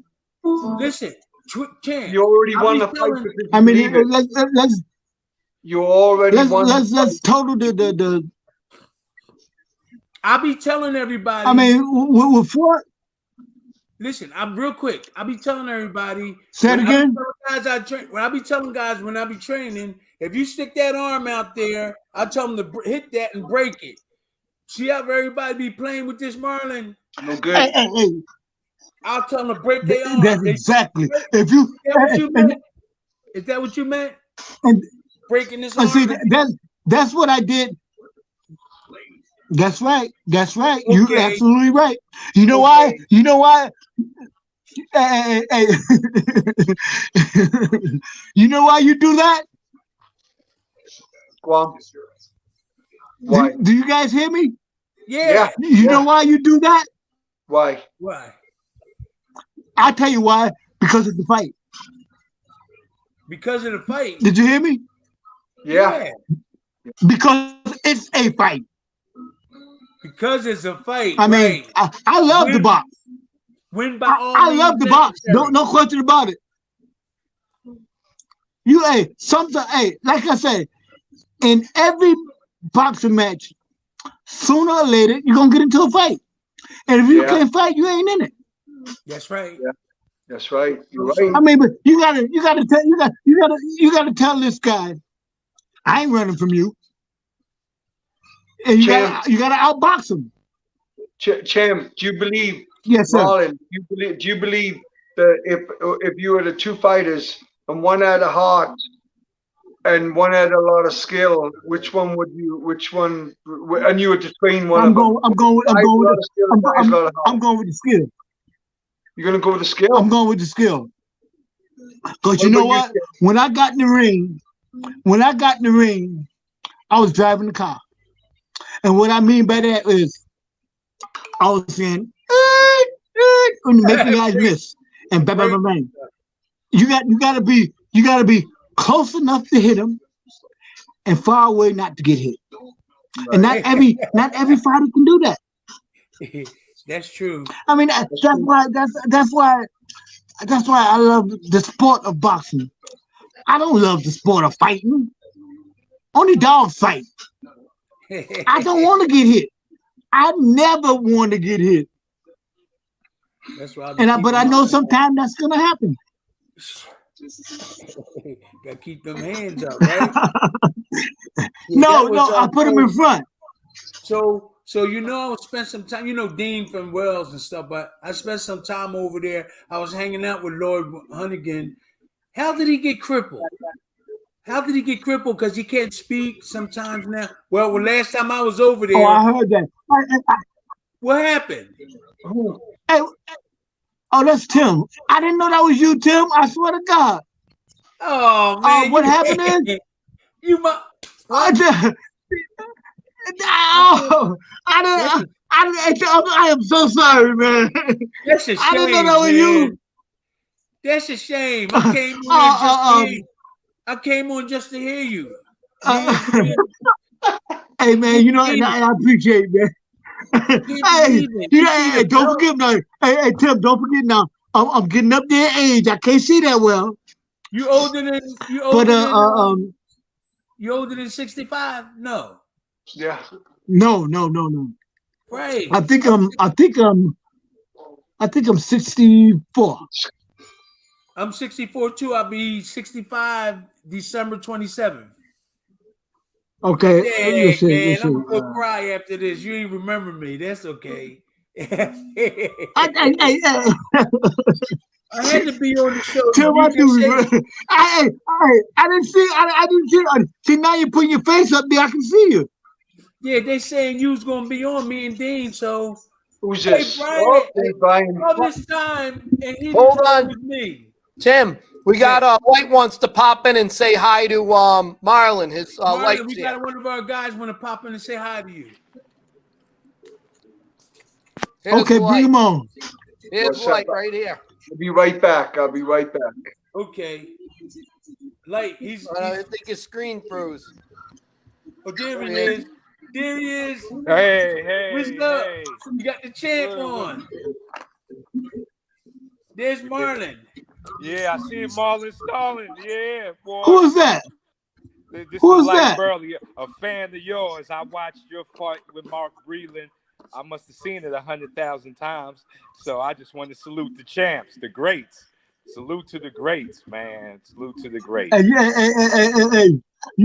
When we fought, you knew when he got hit with that left hook, it was over. I knew he wasn't getting up. No, he wasn't getting up. It was over. You know, I knew he wasn't getting up because I bumped him up. You know, I picked his chin up. Right for that left hook because I knew that if he would have got up after that hook, I would have got out.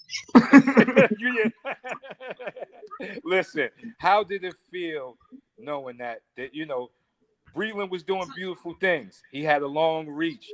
He had good boxing skills. How did it feel after taking that victory, being the underdog in that fight? What was that feeling like? Are you trying to ask me how did I feel after the fight? Yeah, after the victory, because it wasn't your ordinary victory. Okay, after that fight, okay, if you got 2 feet in front of me, I had a stick out there for you can't get no closer. Everything hurt it. Everything hurt it. Wow. I mean, because you know, Breland was all bone, and every time I get close to him, he put his shoulder down and banged it to my head or banged it to my body. That's all he did in that whole fight. If you watch that first fight, every time I got close to him, he put his chin down and bang his body into mine. No, listen, he, like you said, he was all bones and he was using it.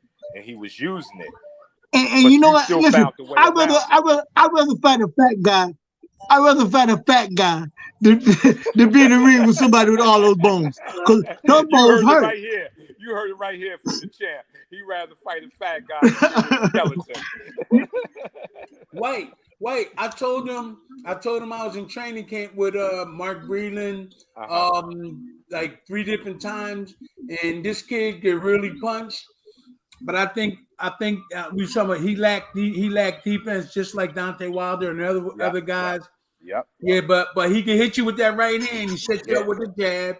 But Marlon Starling had a lot more in his repertoire to go against. That's what it is. You know, one thing about that, right? They always say, "Oh, Mark Breland got a good right hand." Listen, I don't get in there to get hit with right hands. I always have my hands up. The object of boxing is hit and don't get hit. Truth. That's and it. I think but like, I'm not saying that the most Mark Breland hit me with, and believe me, it has some sting to it. Was that jab? That jab hurt like most guys' right hands, and I had to work my way. I had to work my way in there. Wow. I had to give him a lot of feints. Champ, do we sneak that left hook? He wasn't strong, but he was long. Yes. Champ, did he sneak that left hook? Say it again. Underneath? Did he ever sneak that left hook underneath the body like that? Huh? He didn't ever whip that left hook. No, he never. He done it right. I was. Oh, his right hand. Yeah, his biggest weapon was that straight right. That straight right. You knew because that's all they was talking about. Yeah. That's all they was talking about was Mark Breland's right hand. Yeah. Mark Breland had like, when we fought, he had like 15 fights with 14 knockouts or something like that. That didn't bother me. Golden Glove winner. He had some accolades under his belt. Oh, all that. Yeah, and that right hand was sharp. And I think he had one time. I said that didn't matter. You shocked the world just like Terry when he fought Larry Holmes. Y'all shocked the world because y'all was against what was supposed to be a victory. You know, like you said, Champ, you stepped in there with 14 fights against Larry Holmes, and his jab was a piston. He had a jab that was a piston. You came up against Breland with everything stacked against you and pulled it out. You know what I'm saying? Like that was all politics. But you know one thing I knew? Won that fight against Holmes. That's all I'm saying. One thing, you know what? That fight, I wasn't going to get out of that fight unless I knocked him out. That's right. There's no way that the dude. There's no way that what was that? What was the people that was doing the? What was the people that was doing the it was the broadcast system that he was with. Showtime. It wasn't Showtime. It was HBO. No, it was a group we was with Bob Am and Don King. They was together. Yeah, okay. That was his promoters. Don King and Bob Am was Mark Breland's promoters. So he was with Top Rank then. He was with Top Rank. Oh, that's what. There you go. Thank you. He was with Top Rank. And one thing about that fight, right? I had to take the fight. I had to take it for nothing, right? Wow. I didn't get. I took that fight for under $10,000. Wow! A world championship. Whoa! You did. Say that again. Say that again. So they. Say that again. I mean, I took that fight. You know why I took that fight? I took that fight to win the championship of the world. What did you make after? I mean, in what area? You don't have to say exact. When you defended your title, did you make more than 100,000? Can you hear me? Yeah. Okay, I can hear you. More than 100,000 when you defended your title. For what? So when you got the championship, not for Mark Breland. No. Maybe I think maybe. I can't believe it. I got. Don't forget now. And never for me to fight Mark Breland, I had to give Duvas my next 2 fights. That is messed up. And I had to give the Duvas my next 2 fights. Wow. Well, that's usually in the contracts. Yeah. I mean, they didn't pay you. That's in the contract. They didn't pay you properly. They didn't what? Pay you. Oh, you know what? And that's another thing. I was looking for my money after the fight. You got done. They didn't want to pay me. Wow. You got done worse than I did. You know Hey, you know what? You know what? I fought that Breland, that first Breland fight for nothing. I fought that fight to win the title. Because you know what? Money wise, I was if I got $10,000, I was doing all right. After that, did you do all right after that, financially, money wise? You got treated worse than me. You know what? I did. You almost. And then you know, since I beat who was it? Since I beat Breland, and I already had this guy named Cedric Kushner from my promoter. But Cedric Kushner, Cedric Kushner was my promoter. He was part of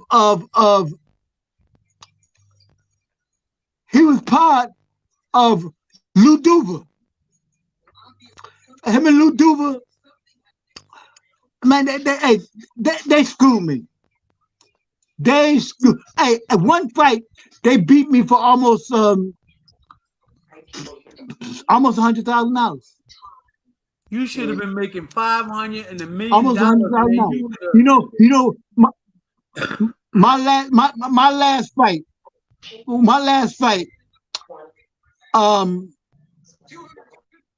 I got out there, I got out the ring, and I said to myself, "This is it," because it wasn't because I didn't want to deal with no Don King, Bob M, Cedric Kushner, Lou Duva, the other Duva. I didn't want to deal with none of them. I was done. I was, I could have shot Don King, Bob L, and Cedric Kushner all in one night. I mean, I fought Breland for. Go ahead. Say it again.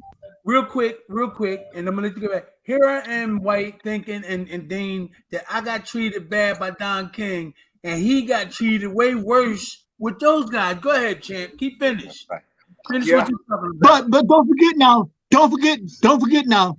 Don King know how to be your friend to get your money.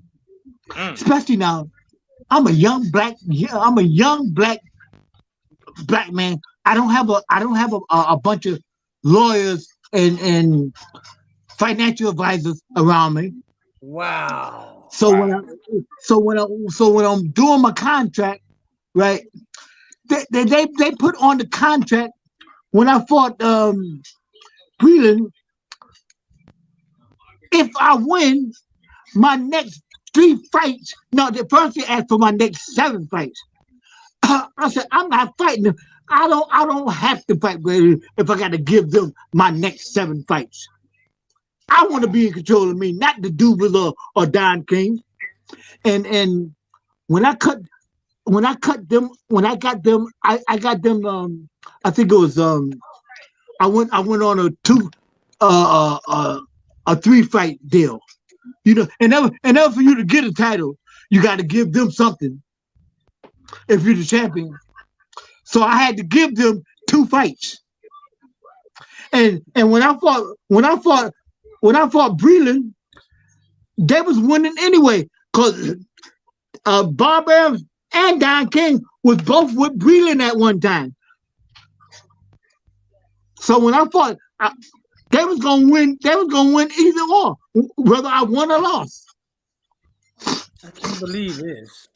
I can't believe. I mean, boxing. You know what? Me myself, I didn't have enough knowledge. I didn't have enough knowledge. That's when they got lawyers. Because maybe they got lawyers. Say that again. That's what they have lawyers for. Excuse me. You said lawyers. Guess what? That's what got me. That's what beat my pocket. My lawyer and financial advisors It was, it was a little bit of Don King, Bob M, but it was mostly financial guys and lawyers. That's who beat me.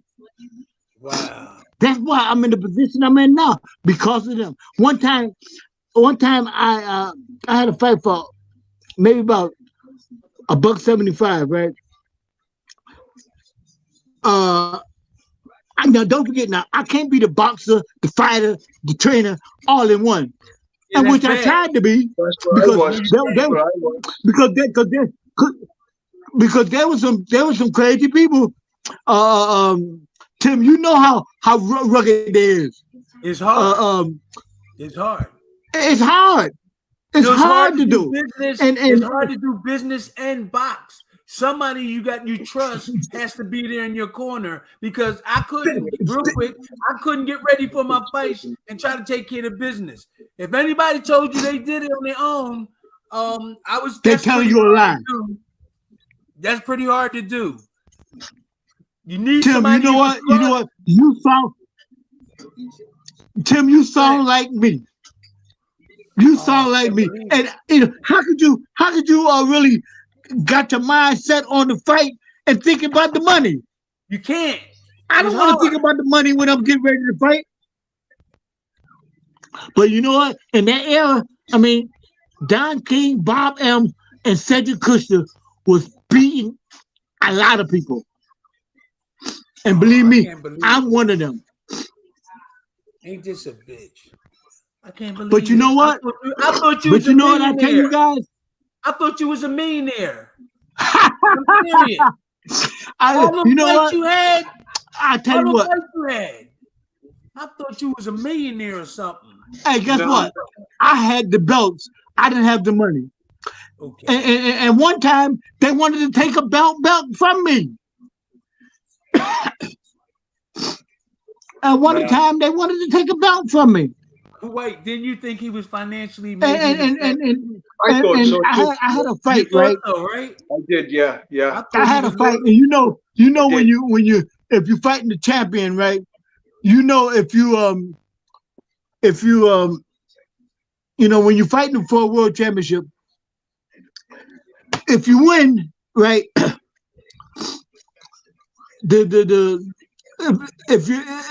you're the champion, you get that belt right there. I had to.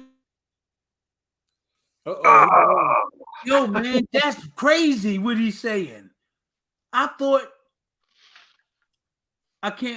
we can't hear you. White. Lyte. I'm sorry.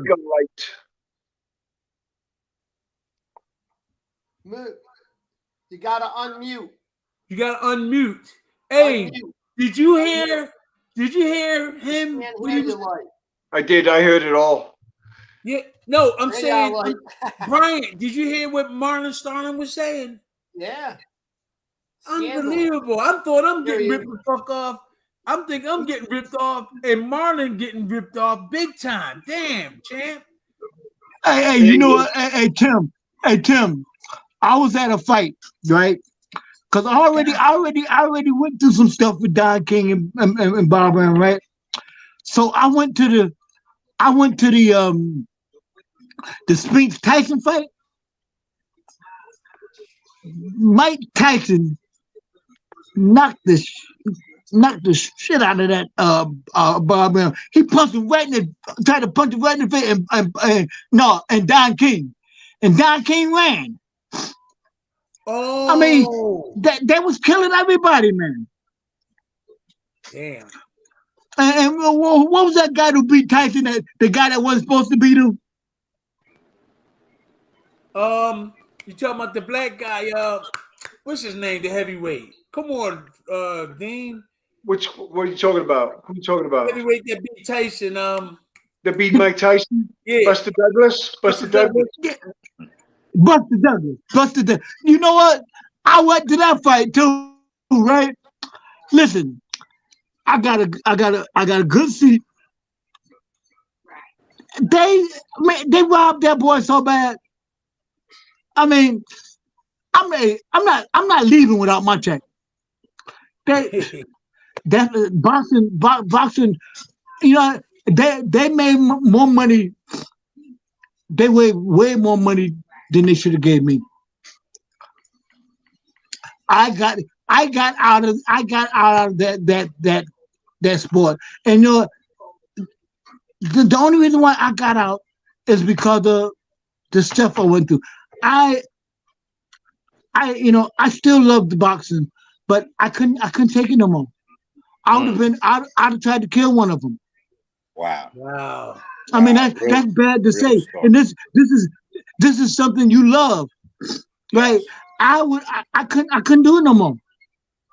Cause all that work you doing, and believe me, when I fought, okay, I never thought about money.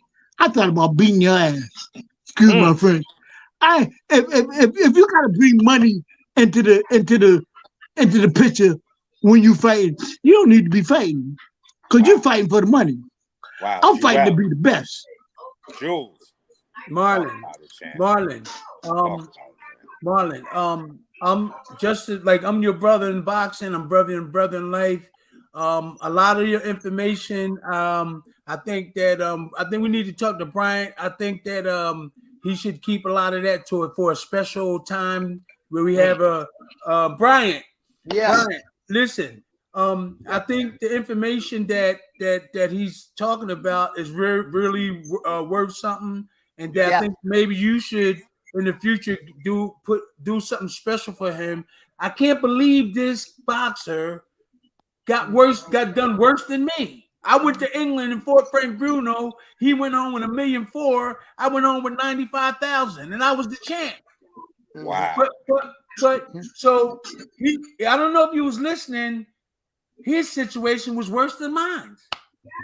Yeah. I don't think you should be telling everything out. Talk to Bryant. I think what we're gonna do? We'll get you a YouTube channel, and you. Hey, Tim. Guess what, Tim? For a minute. Tim.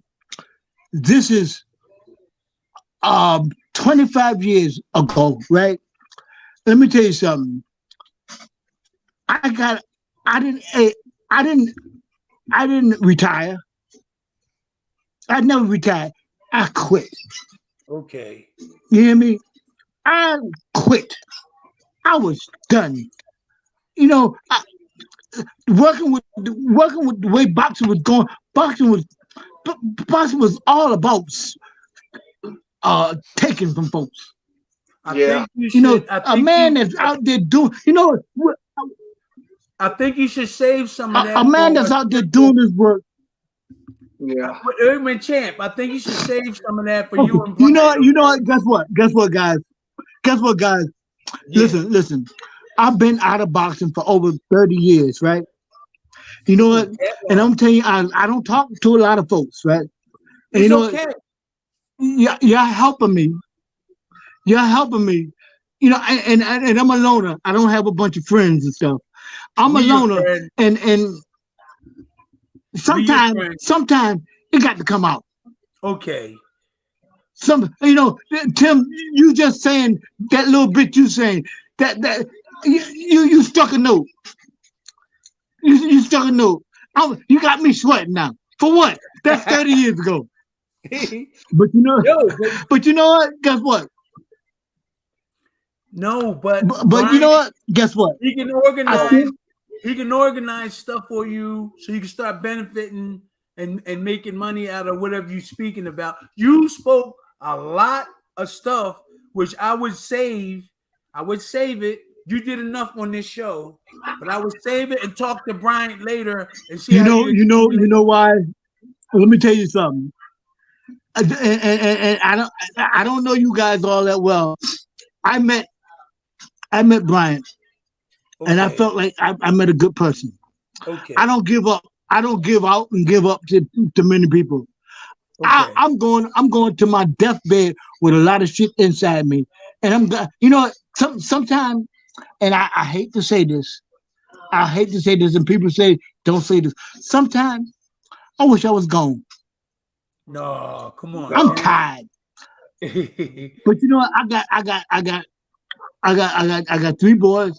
They're all doing all right. I got 3 grandkids. But you know, it's not easy. It's not. It's not easy. I wish I had, listen, half of the money that I made. But you know what? I think you should save some of I'm it living. for later. Okay. I think, don't you wait? But you know what, champ? Okay. You know what, champ? At least you got. Hey, Tim. Hey, Tim. Thank you. Do you know what? You heard me? Yes, no problem. We on the same thing. We on the same team. We both came from the same the boxing. Hey, Tim, try to get my number from Dean. I'll get it from I get it from Brian. You got his number, right? Me and Dean is boys. Brian is the guy behind this stuff. Brian, you see him up in the corner right there, right? Yeah, we met. We met at the. That's who you want to talk to. Okay, champ.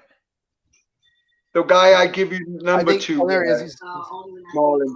But you know what, Marlon? You know what, Marlon? You're blessed. You're blessed. You're the to me you had a stellar career, better than most fighters. And you know you're really blessed. You're beautiful. I used to always love to watch him fight, Dean. Yeah. He lift that feet up. You know what it is? Every now and then I can, every now and then I see things and can get real. Like I said, I never hung around a lot of dudes. Don't go nowhere. I did have friends.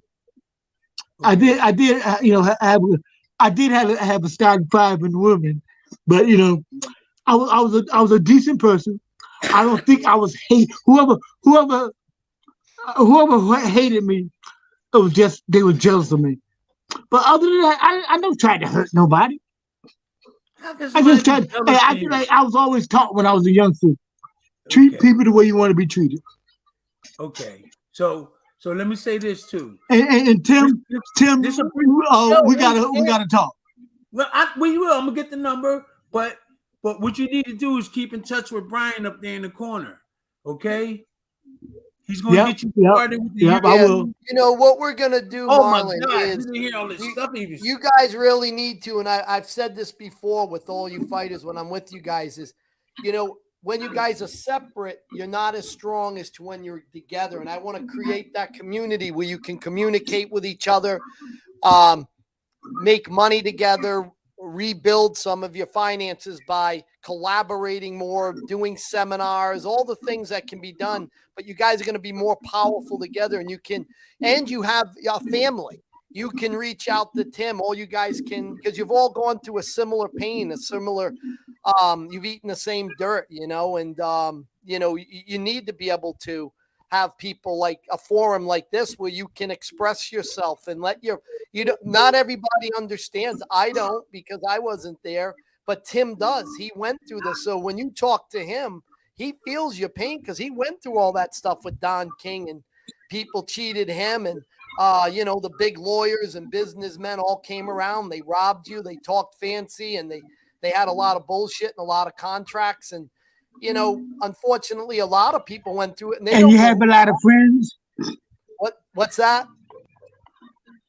A lot of friends. I said, at that time, you was always surrounded by a lot of people. Oh, yeah. Everybody was your friend, right? Right, until your money ran out. But Tim, you know how it is.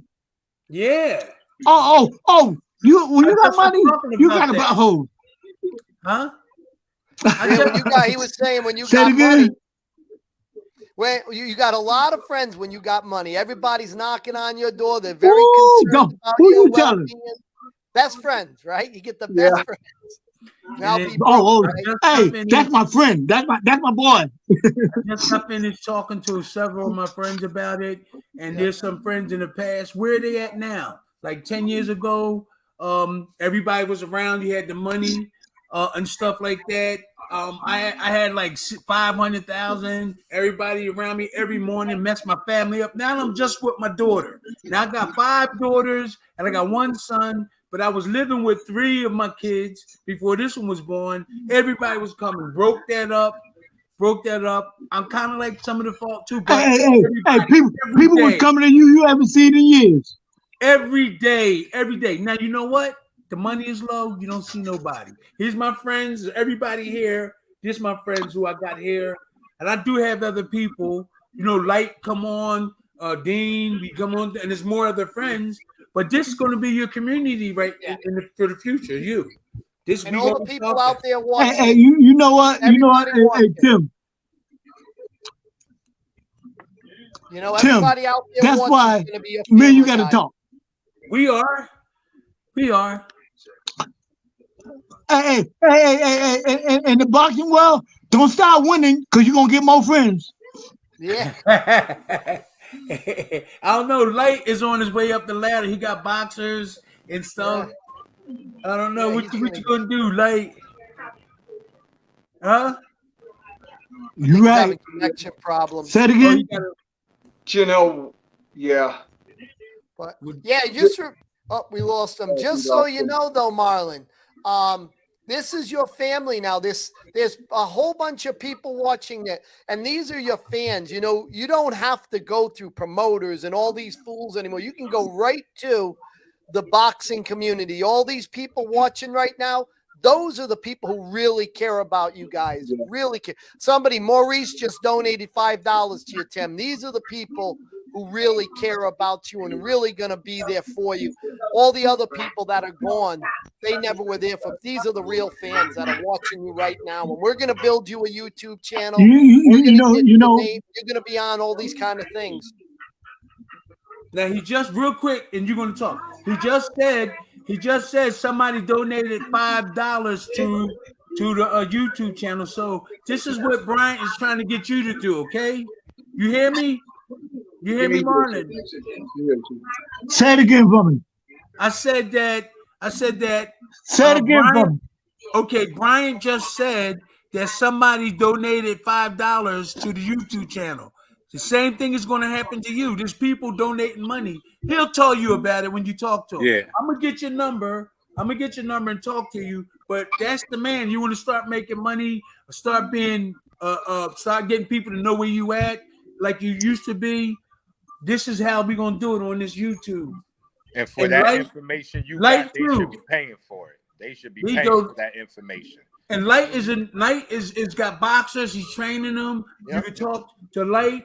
Dean. Yes, Dean is your man. Yes. So we got, and everybody that was at that event, Brian is trying to put everybody together so we can start making good money. Okay. That's right. You heard that? You heard that, champ? You heard it, champ. You heard it? He heard it? Hey, guess what? Sure I heard that. And you know what? What I say to that? Sure I heard it. And you know what?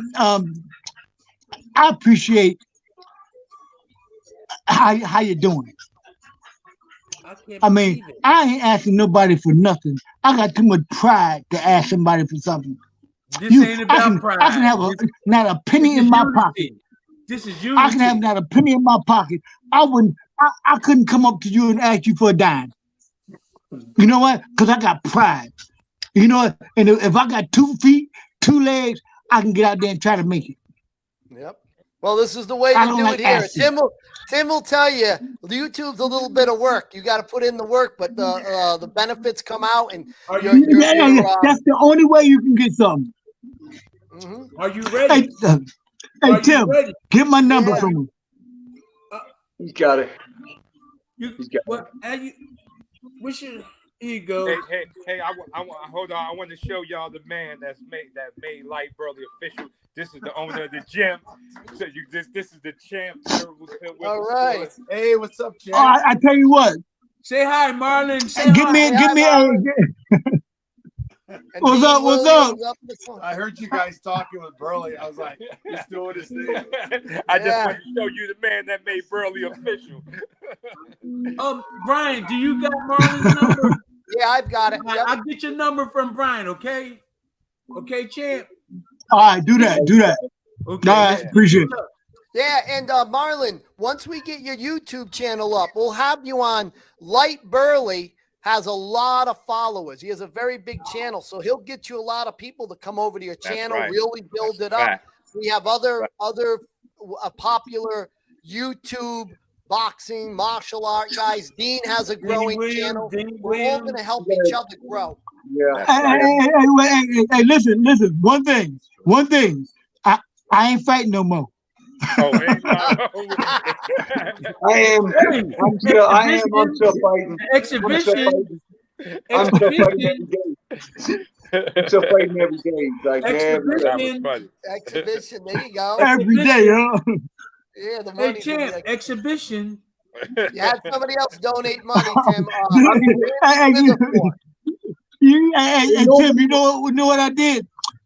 I went to a gym, right? And I was, a guy wanted me to work out a little bit with him, right? I got in the ring with him, right? This guy tried to kill me. Oh my God! He wanted to tell everybody he beat me. Yeah, I said to myself, I ain't doing that no more. What happened? I said, I ain't doing it no more. What happened? I handed myself. I handed myself for a round, right? And I got out the ring. I said, I said to myself when I got out the ring, I said, I wish you was around when I was fighting. That's right. People are crazy, man. Whoa, yes, they are. Exhibitions. And how long we got, Bryant? You guys got as long as you want, man. I'm at home sitting on my couch. So if you guys I got to get ready for another. I got to get ready for another class. Hey, I'm at home too, and I didn't eat. I appreciate everybody. So we can keep in touch. Marlon, Starling. I appreciate y'all, man. I'll check back. Hey, excuse me. What is your name again? Champ. Yeah, what's your name? He got Jules. You got stories. You want your name, Lyte Burley. Lyte Burley. Lyte Burley. Yes, one of your biggest fans. Okay. One of your biggest friends. Yep. And me too. And I appreciate it, man. You rumbled your ass off. One thing, like I always tell people. Okay. One thing about boxing, I always came to fight. I never, people come in there just for that, just to get that dollar. I always came to fight. I always got myself in shape to get in that ring. Because I'm gonna tell you guys something. And it's only another guy that happened. Okay. My ninth fight, I fought a guy that I fought. He was in prison, and I fought an exhibition with him maybe 2 years earlier. He turned pro, and I fought him. And my ninth fight as a professional, right? And talk was going back and forth, right? So I fought him, right? And the ninth round, I hit him with a combination. And he lived not too far from me, right? I hit him with a combination, right? And he never woke up. Oh, I know about that. I know. That was the one. That was the second one that happened. Yeah. That was a tough one. I know about that guy. What did you read about that? Mm-hmm. Yes, it was in 1979. I'm not doing an exhibition with you. Yep, it was in 1979. Whoa. 2 times, 2 people passed away. So Dean, 2 people passed away. The sport of boxing sure is a game, but the object of the sport is hit and don't get hit. And I tell anybody, never do it for the money. Never do it because that's a sport that you like to do. I never got in that ring for the money. You couldn't pay me to get in that ring for the money. Back then. Now you can take you can pay me to take a dive. Right. So you should show up that Bodie fight, Brian. That I only got paid a couple of $100. I got scammed there. Like I used to get told I was going to get money, and I was with, corrupt people. Like I was in this country by myself. I had no family or nothing. So you was here, Dean? You was here? when I was here, when I was here in America, I had nobody. I came to this country with nobody, with nothing, and I was getting used as a spawn partner for everybody. I was sparring Ernest Martin M16 every day in Gleason's. I was sparring Curtis Summit, Joe Gaddy. Junior Jones was there every day. I trained with Torre Gotti every day. I mean, I sparred his brother, but yeah, nobody gave me nothing. I had to fight my way through, they were just using me, and no one was giving me the opportunity to. I had a stellar, good amateur background. I've been boxing since I was 8. I won national titles, but nobody was giving me a chance because I didn't have nobody watching my back. So they would just use me for their 6 or 7 figure fighters. Manny came through the Gleasons, and next thing you know, I'm sparring with Tommy Hearns up in the Poconos. He was ready to fight Nate Miller in a style, my style. I would get guys, champ. When I spar you, I get guys and I work hard and I train hard, and that was my thing, but I'm thankful for boxing. Boxing saved my life. If it weren't for boxing, I don't know. Okay. So, thing that you can look up. It did save, yeah. And I was with you some of those times up there. But so like you want to end it now, Brian, or because I got to do some stuff. Yeah, no problem. Dean, you like doing stuff like this, Dean? Dean, you like doing stuff like this, right? Yeah, absolutely. Yeah. Okay. Some more. I'm gonna get his number on here. Huh? Let's do. We'll have Iran Barkley. Sugar Ray Seals. We'll have. You'll come on, Dean, every time. I'll come on. Okay. Absolutely. All right, I'll come on too. Oh, here he is. Marlon wants to say goodbye. He's back on. So. Hi, Marlon. Marlon, we get ready to tape it down and leave. Say it again. We get ready to I just want to say before I go, we're gonna wrap it up. I just want to wrap it up, yeah. I just want to say before I go, Marlon, it's a true honor. I'm glad I met you at that event. I'm glad I got you on the show today, and more people are gonna hear your stories and everything. But I think of Marlon. I don't have no family. Nobody. My dad. Nobody loved me. Nobody cared. So like you guys are like, I've known you guys. I train with you, like champ. You guys are like family. So I just try to help all the fighters I can. I try to help who I can. Nobody try to help me. So that's the God uses me to do His work. So where it is what it is. But I'm thankful I met you. You on a show today, Marlon. You're awesome.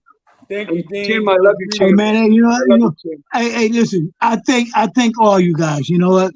Because if I went through it, I know you guys went through it too. Amen. Yeah, and you went through it. I'm multi-millionaires. So you went through. I'm blessed. I'm blessed that I met you guys. Listen, I'm blessed to meet you too. But I think you went through worse times than I did. So I'm up here thinking that I went through the worstest than anybody. No, there's much more people that what you went through with some crazy stuff. So let's keep in touch. I'm gonna get your number from Brian. Hey, Tim. Tim. Close the show out. Tim, I'm still here. Okay, I know. You look healthy too. We're gonna keep together and keep in touch. There's gonna be more people too. Brian, just close it out, and you're gonna I'm ready. What we're going to do, Marlon, I'm going to be talking with you more. We're going to go ahead and get everything set up. All the fans out here will support you. They'll come to your channel. We'll build it. We'll have you a lot more in these live chats. You can go on Dean's channel too and talk, and we'll come on yours. We'll go on Lyte's. So we're gonna do a lot for each other, and this is the greatest thing for you guys. It's your therapy, and you guys earned this. You earned all of this. So that's where we're gonna be at. He maybe can make a little bit of this That, Oh, a you'll lot of talk to that. him Yeah, about that. I have plans. Okay. Stay tuned. We got big plans. Awesome. All right. Okay. All right, You know, everybody. as they say, what about Bob? Yeah, that's right. What about the Benjamins, right? About the Benjamins. Okay. All right, guys. So thank you for Thank you. joining the party, and let's do this again. You see, she ran, my daughter. See you, Bruce. Bruce is saying goodbye. See you, Bruce. See you guys, Okay. Danger, and All right. All right, see you, champ. I'm gonna give you a call. and everything. Thank you, All right, guys. later. I do that, man. I appreciate I'm it. gonna give you a call. Yes, I got you. I'll give you the number. Okay. Okay, champ. I'll talk to you, champ. Bye. Bye.